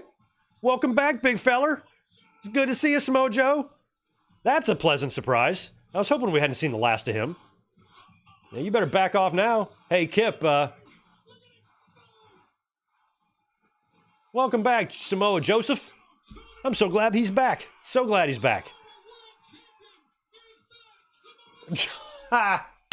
Yes, he does the step away thing as Nick Wayne plows into Kip Sabian. Oh, power slam. Oh, I'm so happy to see Samoa Joe. Now Shibata's up. He's about to take out Sabian.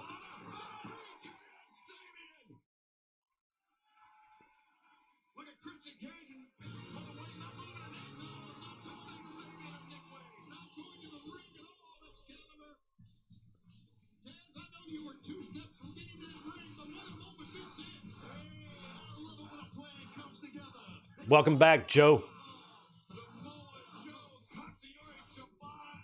That's awesome. Well, that's a nice surprise.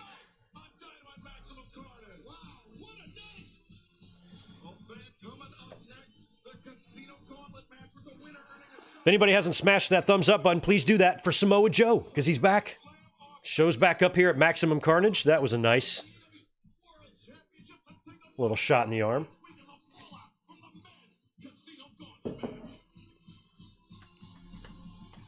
Yeah, Hobbs winning the Gauntlet last week. I should have won that #1 spot in the Casino Gauntlet match. But I want you to know, I'm not done with you yet. Roderick's strong. Shoulda, coulda, woulda, my friend. Look, if you wanted to win so bad, maybe you should have just tried a little bit harder. Where are you then? You were the one to stop me. You want my focus? Fine, you got it.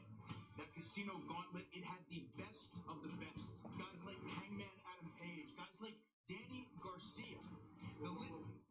Danny Garcia? Danny Garcia. Myself, a little bit too big. Not everybody's as good as they say they are. Why are you in the Concept Classic? Why are you in the Casino Gauntlet? It's simple. I want to fight every single week. The Undisputed Kingdom, we are as good as we say we are. And in 2025, I can promise you. So if you want a shot at my gold, let's get it.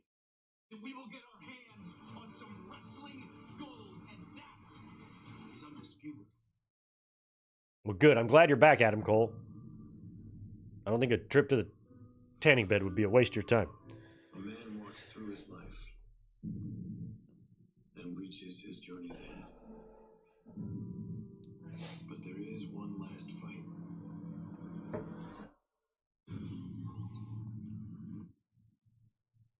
Moxley looks like a flat earther.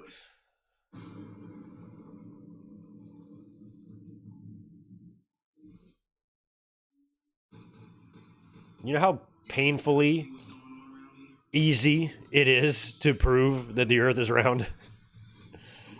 There's like things you could just do in your yard that'll show you that. It's like, God, these people, man. All I'm saying is there's things out there. Remember what AJ Styles? All I'm saying is, I'm not saying I believe it. I'm just saying there are things out there. No, there are not things out there. Jesus Christ. Hi, everybody. We're gonna keep doing jokes here, okay? Right? Let's have some real talk. This is one space where you see people from radically different views in the same conversation. That's called being. Can they make Joe AEW champion again? I'd get behind that. Everyone loves you. I mean, Republicans don't like you, Democrats don't like you. Solving America right here. There you go.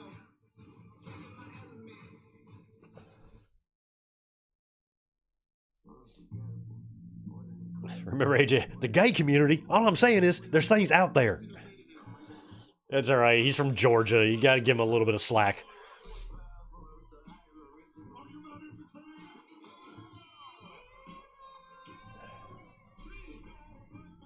You just got to pat him on his head and say nicely, no, AJ, you're dumb. But it's okay. You're from Georgia.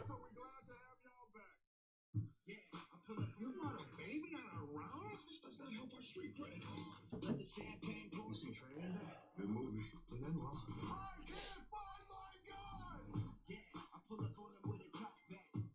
Well, one thing about this watching on Max is that these ads will get excessively redundant because it's just the same ones over and over. Everybody hates kids these days. Not that I'm saying kids are bad. Kids are important. They assembled my phone. I've been to states where you're probably ads. It's just a guy with a gun. Drugs. Me like these things you like. Go me. If you time it exactly right, you can. Well, there's lots of ways you can see like two sunsets. Like if you're eye level, and the sunsets, you try to go up, you know, a flight of stairs or something, you kind of see another one. You can even do it just flat on the ground on the beach. You like lay flat right as the sun is setting, and right when it sets, you pop up, you'll see it setting in. That's kind of cool. I know that like the Burj Khalifa, like that tallest building in the world, in where Dubai or something, you can watch the sunset on like a floor, take the super fast elevator up to the top, and watch the sunset again. That's very cool. But then on the other side of that, we've got MJF. You said it yourself. He's scared. But he got under your skin tonight, Jeff. Where do you guys go from this?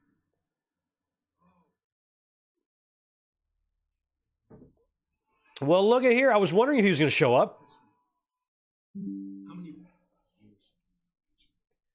How many years have we driven up and down these roads, grinding our asses off because of the passion? Did Dustin ever go to TNA? Did they have a run-in TNA ever? Because if they did, that means they had a run in every promotion. What has he been in the business a minute? He's going to dictate you, and he's going to be a disrespectful little shit that pisses me off. I'm here to tell you that I'm 110% behind you and want you to fulfill this passionate dream right now, becoming AEW World Heavyweight Champion. Max doesn't know everything that we've been through, been knocked down, dragged through shit, and got back up, because that's what we do. He doesn't. They wrestled in back-to-back December pay-per-views in 98, 99, but for different companies. Rock Bottom and Starrcade. You're Jeff Jarrett. You're a 12-time World Heavyweight Champion. How is he a 12-time world champion? That's crazy. Outlaw. And Jeff, outlaws never die. So please remember this. He's not an outlaw. He's a country singer. Remember? We're the very last of our kind. Now, when Jarrett did his initial retirement bullshit, I thought Dustin might show up. He is number 13 in his future. Ladies and gentlemen, the AEW Women's World Champion, Oh, Mariah May. Okay, Mariah May, you need to stop. That's about enough of that. First ever women's casino gauntlet match here in All Elite Wrestling. The winner of this match, Taz, will earn a shot at Mariah May in the AEW Women's World Championship when AEW makes their debut in Brisbane, Australia next month. Yes, absolutely. Massive opportunity, as you just mentioned. Imagine if Mariah May was a YouTube streamer and then she went to hang out with all the other YouTube streamers. How incredibly normal they would all be around her. All right, Stat out first. Didn't she win that opportunity? Right, last week? Won the right to enter this match first last week by virtue of winning that three-way match. And Tony, we discussed how important it is to enter at number one. Because this is a match that Jamie Hayter. Damn, Stat and Hayter kicking this thing off? All right.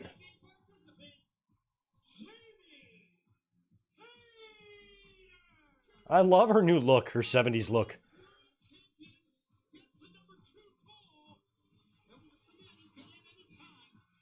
and the entrance in this match will come in at random intervals. So to end this match quickly is so important. Mariah May, the Glamour, the AEW Women's World Champion. Welcome. Nice. Nice jacket toss. I was kind of hoping Hayter would be doing more by now. She came back so many months ago. You want to roll around later? Or? No, I'm happily married, but thank you. I meant in the ring. No, but anyway, nice. Mariah May asked Taz if he wants to roll around later. He said no thank you, I'm a married man. Good for Taz. Not named Mariah. Might make a normal man think twice. I don't know whether I agree about that or not. I gotta think about that.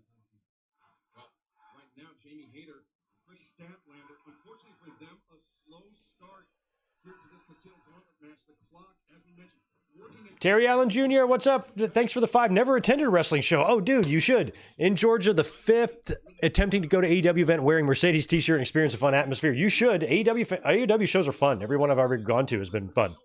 huge opportunity. I like the move. And I might be attending more AEW shows than anything else right now because WWE's prices are just ridiculous. And so, You know who's not fighting in the back? Anna Jay, because she disqualified herself from ever challenging me for the World Championship. That's right, Anna Jay. these shows might be a little bit more affordable, especially for like ringside seats and shit.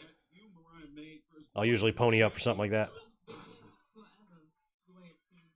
And honestly, if I could just wrestle someone tonight and not have to fly to Australia, that would be pretty good. So you're saying you don't want to take part in Grand Slam in Australia? No, I don't want to fly for 24 hours for these fans. You kidding? It's bad enough I had to move to America for this. Well, right now, Jamie Hayter looking at his counter right there by Stat. He's her power and Statlander. There you see the clock ticking down. Who's next? Who's next? Who's coming out? The third entrant as Statlander. Look at this. Statlander could end it. Damn. Perhaps.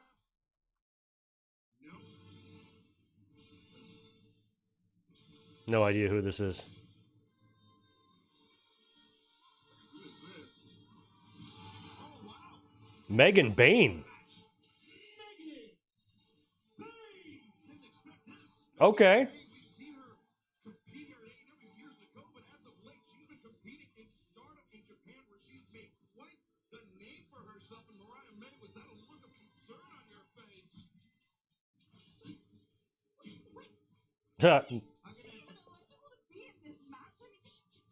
She's gonna win this.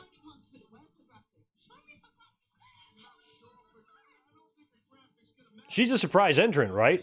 May looks like she's all business. And we can see her and Statlander about to collide, I think. And confidence and poise all over Megan Bain's face as she very casually enters the ring and gets in there to mix it up with one of the strongest pound-for-pound athletes. In Yeah, these are two pretty strong Megan Bain looks hosses right here. and that's her first time on AEW Dynamite now. What does she eat for breakfast, babe? What does she eat for breakfast, babies? Is that what she said? AEW Doc, man, several years ago, she had a few appearances, I believe. I do remember her. Nice reversal by Statlander. Yeah, but since then, she's been tearing it up in Japan and now making a surprise appearance as part of this casino. Nice. Flying lariat out of the corner by Bain. With that path and that flying clothesline, that worked perfectly. Bane looking very confident here tonight, and you can hear the exasperated breaths of our AEW Women's World Champion, Yeah, Mariah May. I was in Stardom, and then she came to Stardom, and I left swiftly. And then I left swiftly. There's Hater finally. Jesus. Look at these 3 women they got in here right now. Holy crap. It's first pinfall submission, so Jamie Hayter did not want the match to end. Hayter keeping her hopes alive at challenging Mariah May at Grand Slam Australia for the AEW Women's World Championship. Look at that. Bane just absorbing those shots. There may be a new force here in the women's division of AEW. Excalibur. Move to the midsection, and now Bane. Vertical suplex, but unbeknownst to her, the clock ticking down as Jamie Hayter is reversing Bane. Who are we going to get here? Who's next?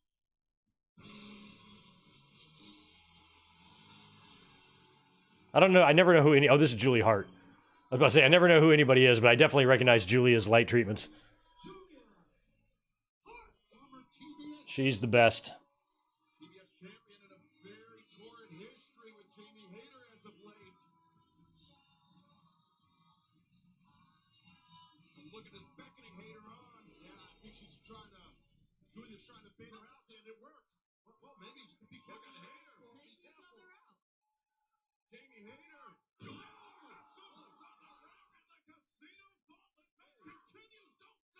All right, so we got 4 now. Megan Bane, Statlander, Julia Hart, and Jamie Hayter. Wherever life takes you, today, tomorrow, and in the future. For over 80 years, we've been your partner at Yeah, the winner of this is just going to get a shot against Mariah May, so maybe that's a match they want to do. Bring Megan Bane in to lose to Mariah, just to be a quality opponent for her. I'm into that. Somebody in WWE is already plotting the tampering with Megan. Yeah, I mean, they definitely watched that Mercedes and Stephanie Vaquer match. That's for sure. Got her ass over there quick. What's up, Dan Price? Welcome back. Good to see you. Invested $2.5 million in our community over the past 5 years to make a difference where it matters most, changing lives right here at home. Join us at North Island Credit Union, where we're building a stronger future together. Because in our community, everyone belongs. What if Santina wins the Casino Gauntlet? I'd be fine with it because I think the internet would freak and AEW needs some attention right now, even if it's bad.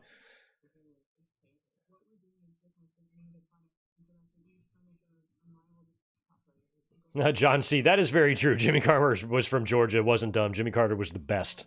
Heart of gold, that man. More pop. We need more Jimmys and less of the other ones.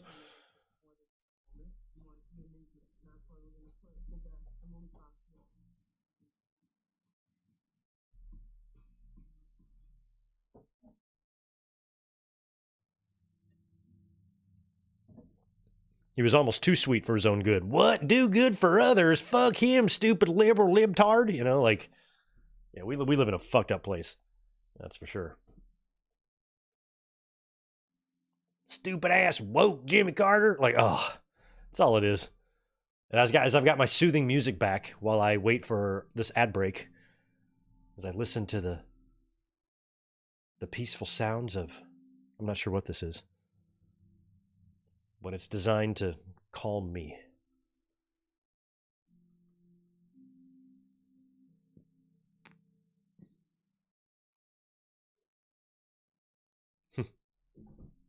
Yeah, I hate commercial interruptions during a match, but they're kind of unavoidable.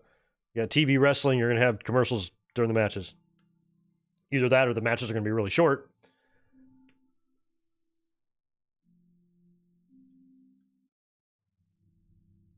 Jeez. Still more of this calming effect. I guess I could switch over to the cable and see what TBS has got going on. I'm going to see how in sync they are. I'm going to pull them both up here side by side.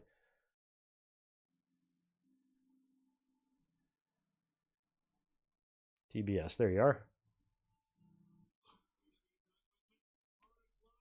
All right. I can't tell if I'm ahead or behind. I still got picture-in-picture on cable. Yeah, so I don't want to watch the streaming TBS channel because it lags. I'm more up-to-date watching Max here. Willow! Holy shit, we got... There's some quality talent, the first 5 women in here. My God.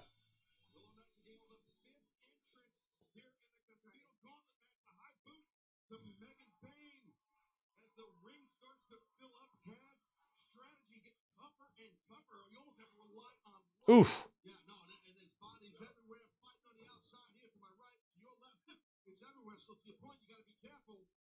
I mean, with the exception of Julia Hart, we have strong, big women in here. Julia's kind of out of her league in that realm here. She's getting tossed around by Jamie Hayter. You got Statlander in there, Willow, Megan Bain.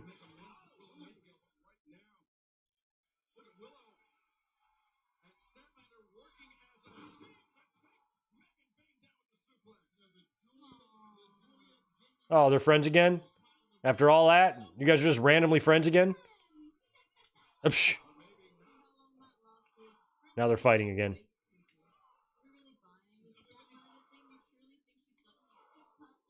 Is it about big people or is it about earning a shot at Grand Slam Australia at the AEW? It's about earning a shot and doing what it takes to win. You know all about that, yes, Oh, yes. Tony Storm.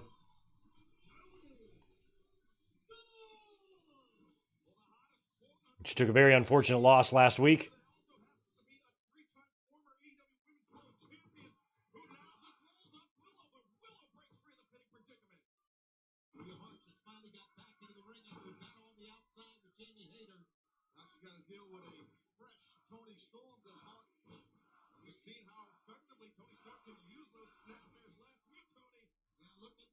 Damn, taking out Jamie Hayter.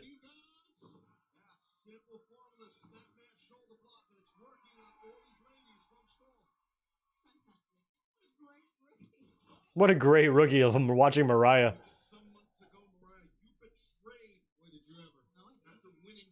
No, I didn't. I didn't do that.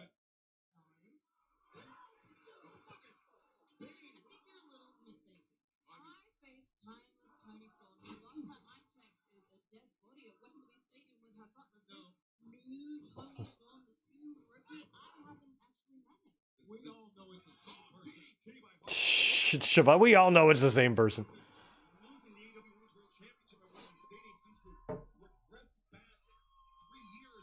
I mean, we're going to get an overrun here probably on the show, or...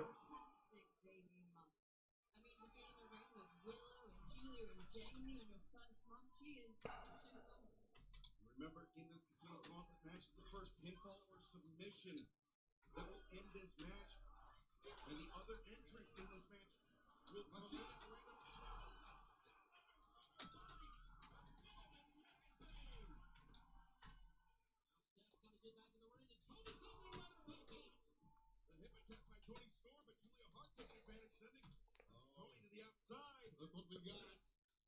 Look at the eyes of Julia Hart. Julia Hart.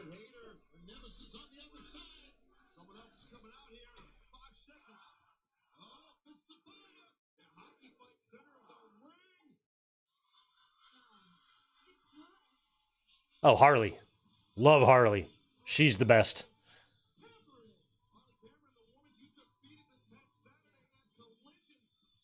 Now potentially with a rematch on home turf in Australia. You know what? It would be fantastic for us with Holly Cameron there if we could leave her. Harley, the high kick. She is doing some hilarious work lately. I'm loving Harley Cameron. Took down Julia Hart. With nice German suplex. You want to feel the wrath, Mr. Shimoni? Feel the wrath. Holly Cameron, you want to feel the wrath?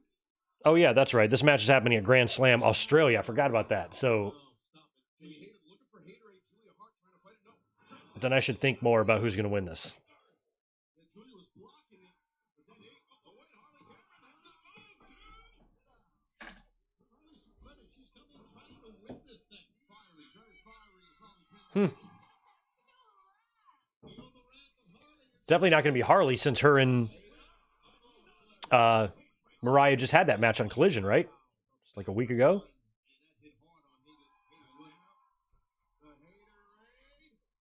No. Oh, Harley got the mist. She got the Julia Hart mist. That shit is everywhere, too. Damn, that's all over Harley's face. Oh, shit. Oh, shit. I didn't think... Oh, god damn. Look how fast they had that graphic up. That is crazy.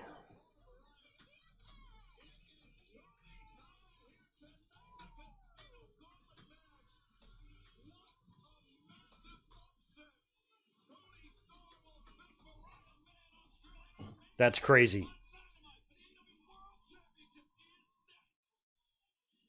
It wasn't registering to me until they showed the graphic that match is happening at Grand Slam. I don't think I caught that earlier because I was flapping my gums. So yeah, that makes a lot of sense that it would be Toni Storm.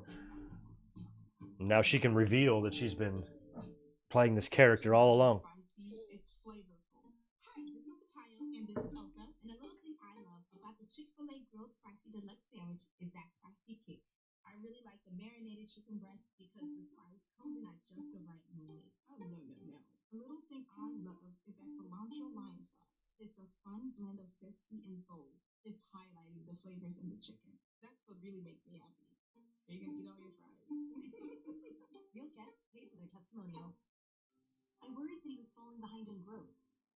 So we tried Pediasure. It's clinically proven to help kids grow with 27 vitamins and minerals and protein. Now he's thriving and smiling. Pediasure was a win for all of us. I was paying for my ex's meal delivery subscription for a year after we broke up, and I'd still be paying for it if it wasn't for Rocket Money, an app that shows you all your subscriptions in one place. You can cancel the ones you don't want with just a few taps. Take control of your finances. Very cool Twitter post right now by our friend, Mr. Santizap, sorry. Due to that online drama with some fella I don't even know, but he had a pretty good, well-written adult statement about the whole thing. So if you're following that whole story, go check out Santizap's Twitter and read his statement on all that. That's why he's one of the best in the community, you know? Adults. Adults are what we need around here, you know? Plus, through the app, you can control your shipping, access curated content, and message your care team at any time. Premium care, ultimate value. Find your doctor trusted treatment 100% online. Toni Storm pulling off the rookie fluke win. Oh, sorry, Mike. Did I miss your... Oh, yeah. Oh, yeah. I saw that. Thanks for the $2. Worse human, Hogan or Andrew Tate? Why do you ask me questions like this? Andrew Tate is a worse human, 100%. Probably by a long shot. And that's saying something because Hulk Hogan is an absolute, complete piece of fucking shit. So when you have somebody else who's miles ahead of you in that department, imagine how bad you must be. So yes, in the world of horrible humans, they're both horrible, but Tate is objectively worse. Join us in celebrating Dr. Martin Luther King Jr.'s legacy with the game you love. Dr. King, the reason I wear the do things you do. Timberwolves, Grizzlies, Celtics, Warriors. And it's really not even close. On TNT. You wonder what I see in your future? Possibilities.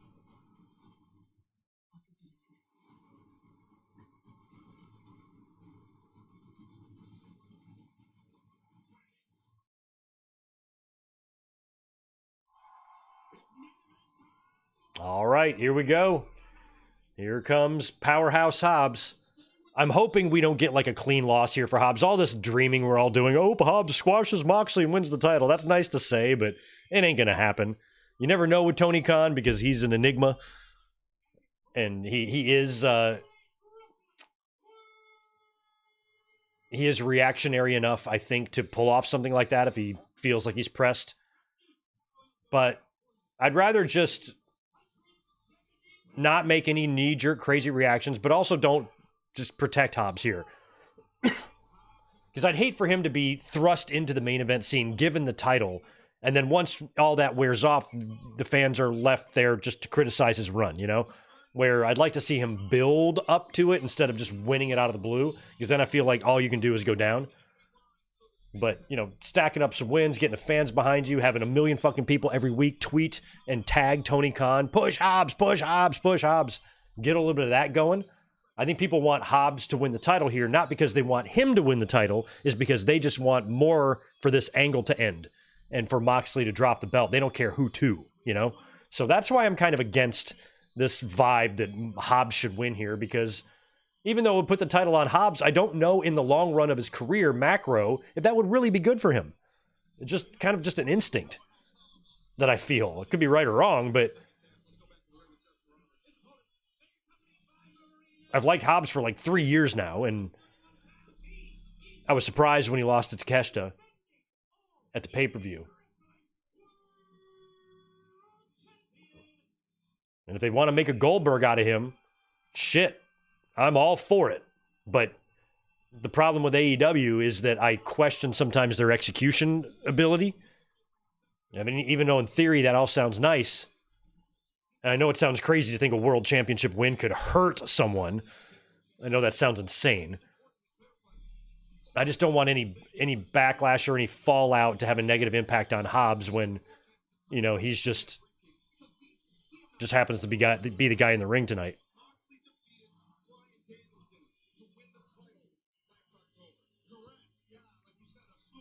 But we got 9 minutes till the top of the hour here, so if there's no overrun, we're looking at about an 8-minute match here.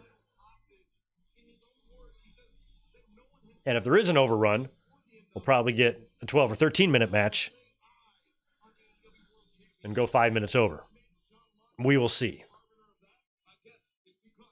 Ryan said, we want Tay Conti. She might find her way back. Her and Sammy are parents now. Okay, we got Pac showing up. The bastard Pac.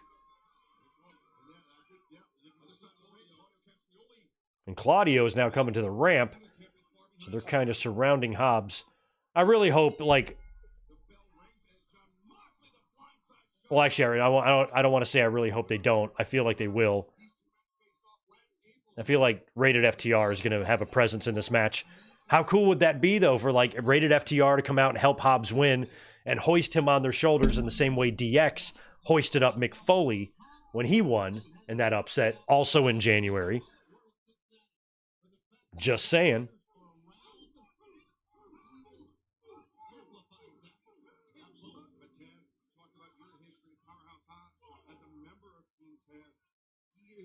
Somebody that was highly recruited, not only by yourself, but Don Callis for his limitless potential. And now here tonight, challenging for the AEW Championship, World Championship for the very first time.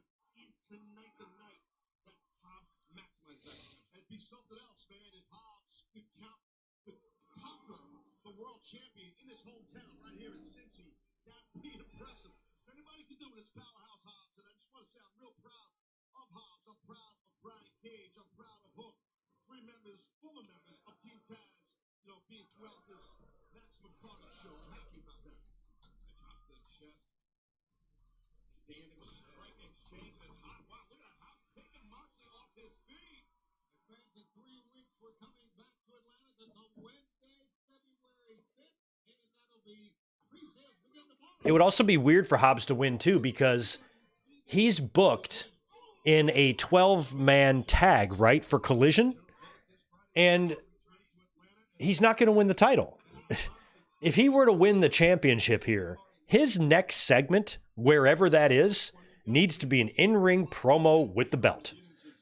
And you would assume that that would be on the following week's Dynamite. If he makes a pit stop at Collision first as the new champion, that would just feel weird, you know? I feel like if Hobbs was to pull off the upset of the millennium here, then the very next day in a taping, just being in that 12-man in the middle of that would just be weird, you know? I wouldn't want to see Hobbs again until next week on Dynamite, when he comes out as the new AEW champion to open the show.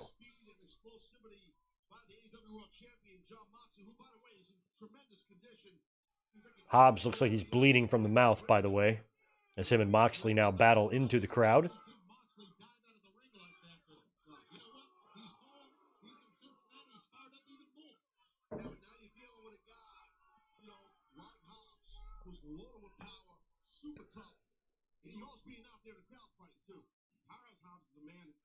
Said it himself. He's been shot. He's been stabbed.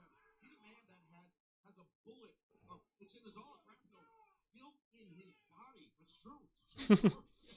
Hobbs has lived a tough life to just get to this point, and to have that injury, that catastrophic knee injury, Facing John Moxley for the first time ever, you know that can't sit well with Hobbs. No. Don't worry, Raymond's gone. Off Leather Wings, thanks for the $2. What's your history with ECW? Did you watch it often? Yeah, a little bit. It was hard to get any TV because I lived down in North Carolina, but I did get a lot of tapes when I was kind of tape trading and stuff. Saw a lot of ECW kind of after it happened, all the way up until 1997. Like, I had some tapes, and then once we got to 97, I started buying their pay-per-views. But a lot of the TV shows and stuff I would get via tape trades.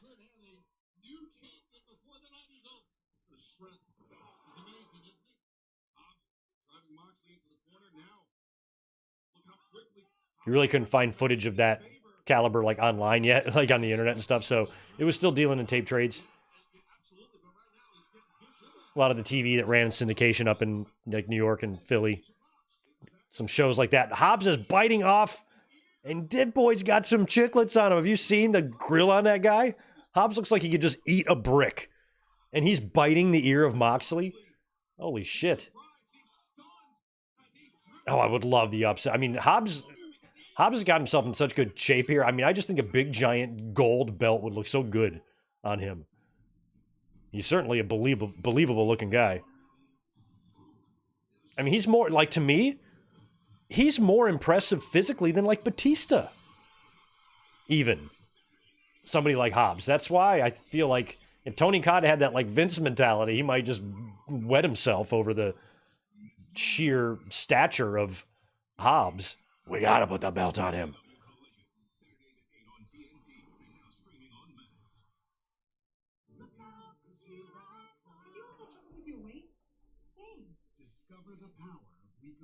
What's a tape trade? It's where you trade tapes. I had scotch, he had masking, we swapped.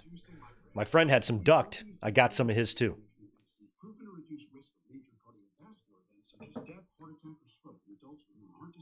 Mike, yeah, we should do an ECW pay-per-view watch-along sometime. We will.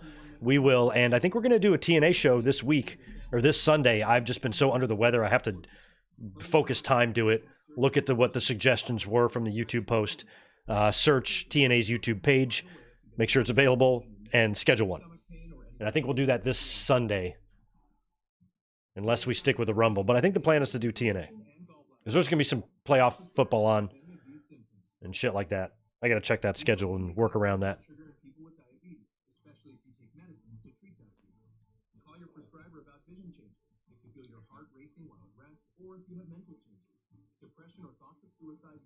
Oh, there you go, Zane G. How about do an Orton Evolution celebration thing and then drop him? What, with Hobbs? Who would hold him up? Oh, FTR maybe. Or rated FTR. But in that scenario, that means all three of them guys would turn heel.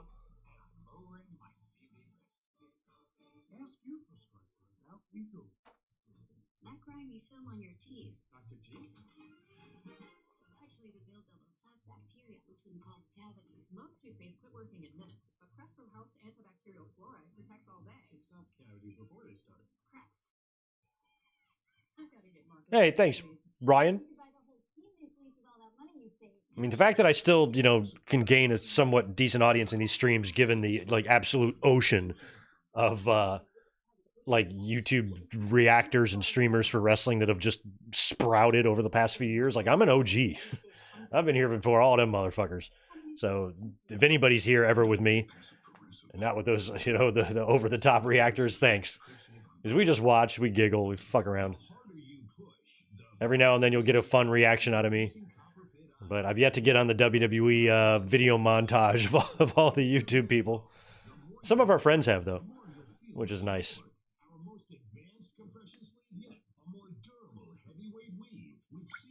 This probably doesn't help.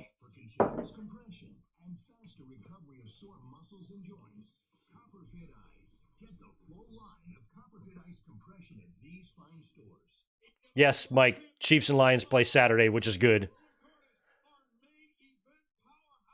I will be working Saturday, but I'll be able to monitor the Lions game. Holy shit. So all that blood on Moxley, is that from the bite?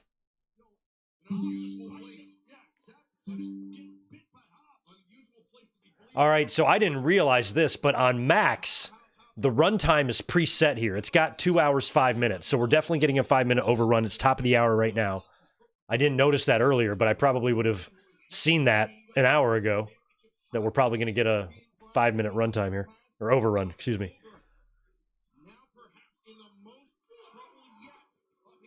Yeah, Hobbs could win the title and then Christian cashes in. They could do a double thing here just to interject some buzz. Got that bloody ear on Moxley. It looks pretty awesome.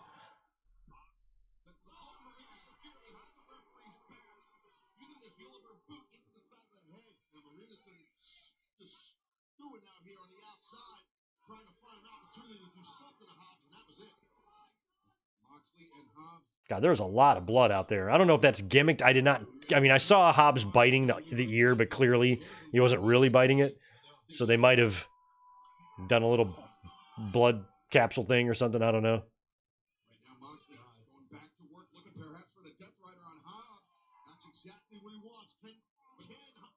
Yeah. Commander's Lions, not Chiefs Lions. Yeah. Chiefs Lions can only be in the Super Bowl.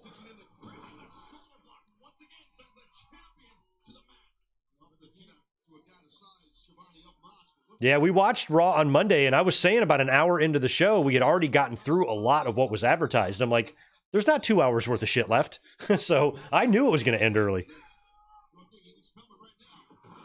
I think I was the only one. Nobody was mentioning it until the very end. They're like, holy shit, it ended early. I'm like, y'all didn't see this coming? You didn't look at the clock when the main event was in the ring and determined that it was probably going to end early? Felt like nobody realized until it was over. I'm like, I saw that shit coming an hour and a half earlier. God, Hobbs might, or Mox might actually do look like he's got some sort of a cut on his ear there. I did not catch how that happened.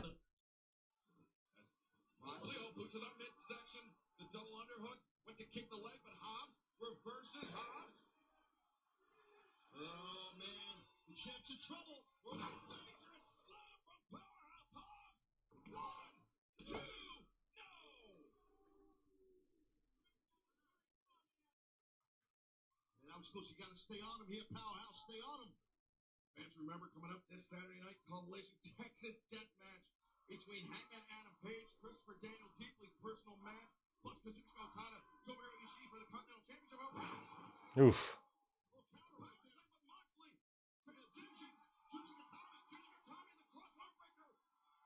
Do not tap Hobbsy. He might though. It's only a minute and a half left in the show. Fans are not going to be happy. The internet's going to be pissed if Hobbs taps here. Absolutely. That bicep is being torn up right now with this Jujigatami, this cross-arm breaker. As Moxley, he went to adjust his position, but Hobbs was able to clasp his fingers together and now diving towards the ropes, finding the relief of the rope break from the official Paul Turner. God, Mox's ear looks so gnarly. Counter out, stacking up Mox, and they get to the rope. Referee stopping because the man was in the ropes. Hobbs was in the ropes. The referee called for a clean break. Oh, who is that? Yuta. Yuta in with the running kick, running knees. Oh shit! And there's like 30 seconds left here, so I think Moxley's gonna wrap up business here unless Hobbs catches him with it. Oh, there it is. Spiny. I mean, there's. Oh no! Now it's saying it's giving us another 5 minutes. Maybe it's not. Maybe it's what Max just automatically does. Torture rack, just like Luger and Hogan. Nope. Oh shit. Oh shit. She's got the. Oh. Shafir with the briefcase, and they're going to roll him up and beat him that way? Oh, he kicked out. Come on, Hobbs. I still think it's over. Death Rider.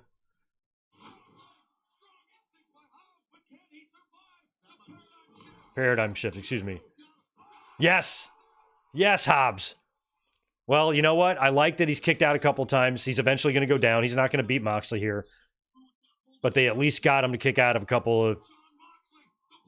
That's it. All right, well, at least they didn't shit on Hobbs, you know. He looked strong in some ways.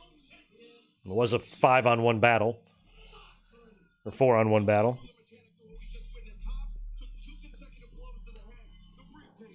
And now they're all in there. I thought we were going to see Rated FTR make an appearance here. We might still hear at the end.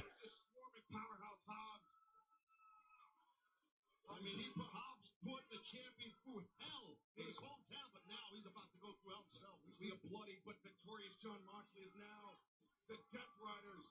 You see what they've done to Orange Cassidy, what they've done to Bryan Danielson. Look at Hobbs fighting him off. Look at that to the Hobbs.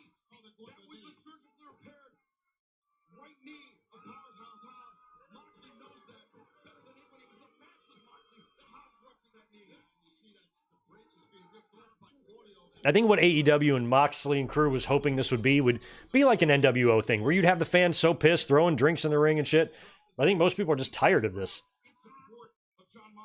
God, look at that blood just splattered all over the ring. Does Hobbs not have friends? What the fuck? Is he not liked backstage or something? Can somebody run out and help him? Damn, and they did it? Oh, now. Now Cope's music hits after they stomped Hobbs' leg. Look at him coming. What the fuck were you guys doing? And the music, the damage is done, assholes. Why would you even play your music at that point?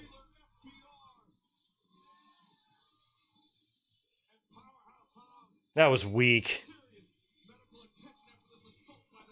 Shit's weak.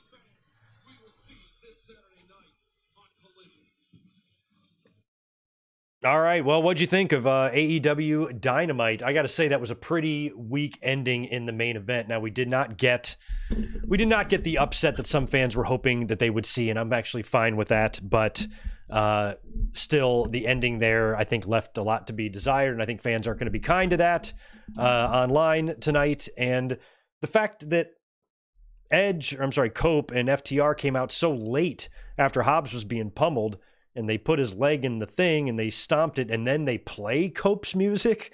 It just felt weird. They should have just ran out there with no music and tried to get out there. They were just a little bit too late. That would have made it look like they made an effort.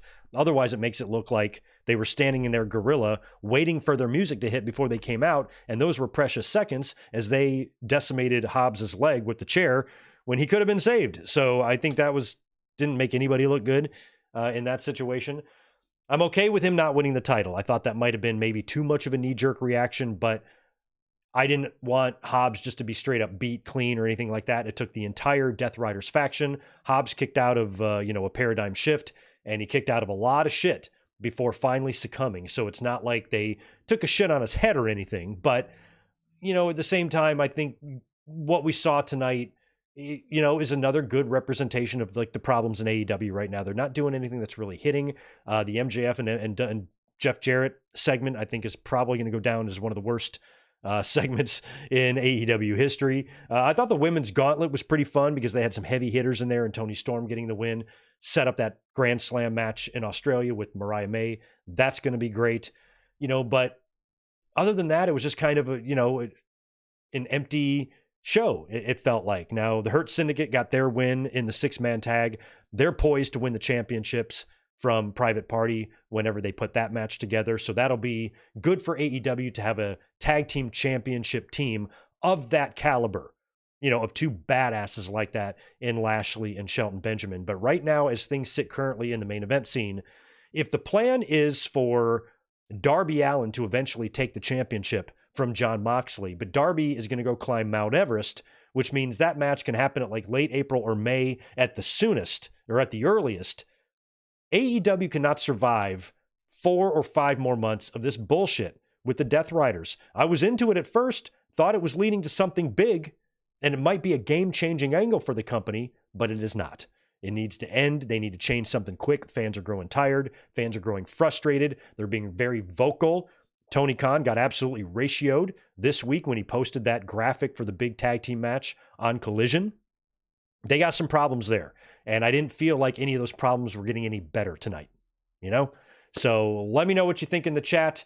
Overall, I'm still a fan of AEW. I think what bothers me sometimes about them is that I really think they can do better. And they can do better because the talent is there. They have world-class talent.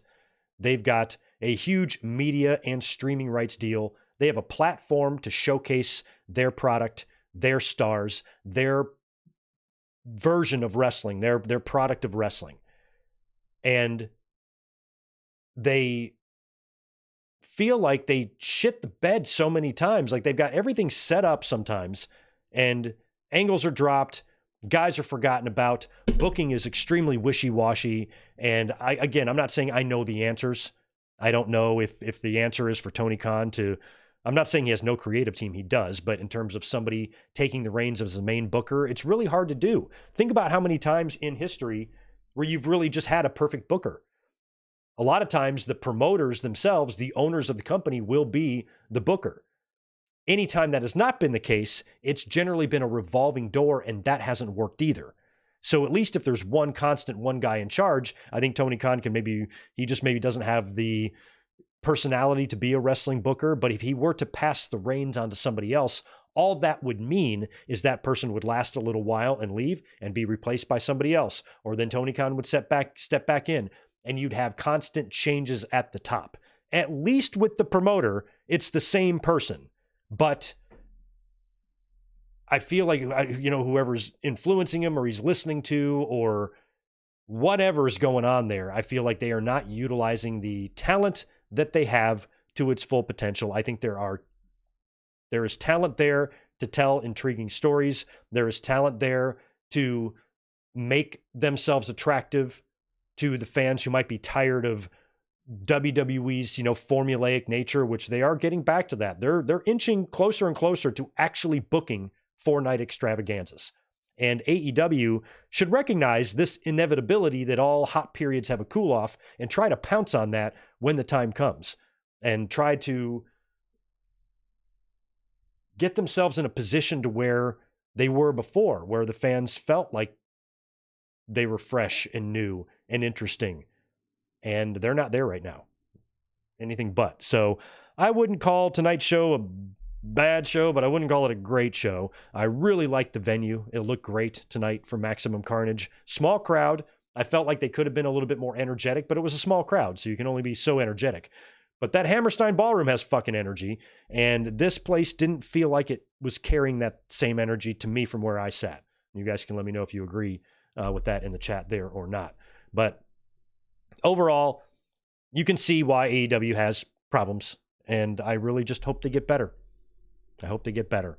Grand Slam's looking pretty good, so we'll see what they deliver there. Off Leather Wings, appreciate the $2. Why is Pac always in ring gear? Because that's the only way he goes. I love him for that, and that's all he ever does, is show up in gear. If you guys don't mind, smash that thumbs up button on the way out the door. Tito can tell that I'm almost done streaming. He is woken up because he wants dinner, so I'm going to go feed him. You guys take care. We'll be here Saturday for the podcast for sure. I'll probably post a short or something the next day or two, so keep a lookout for some talent, or not some talent, some content, excuse me. And like I said, thumbs up button as you leave. Appreciate it, and I'll catch you guys in just a couple of days. Peace.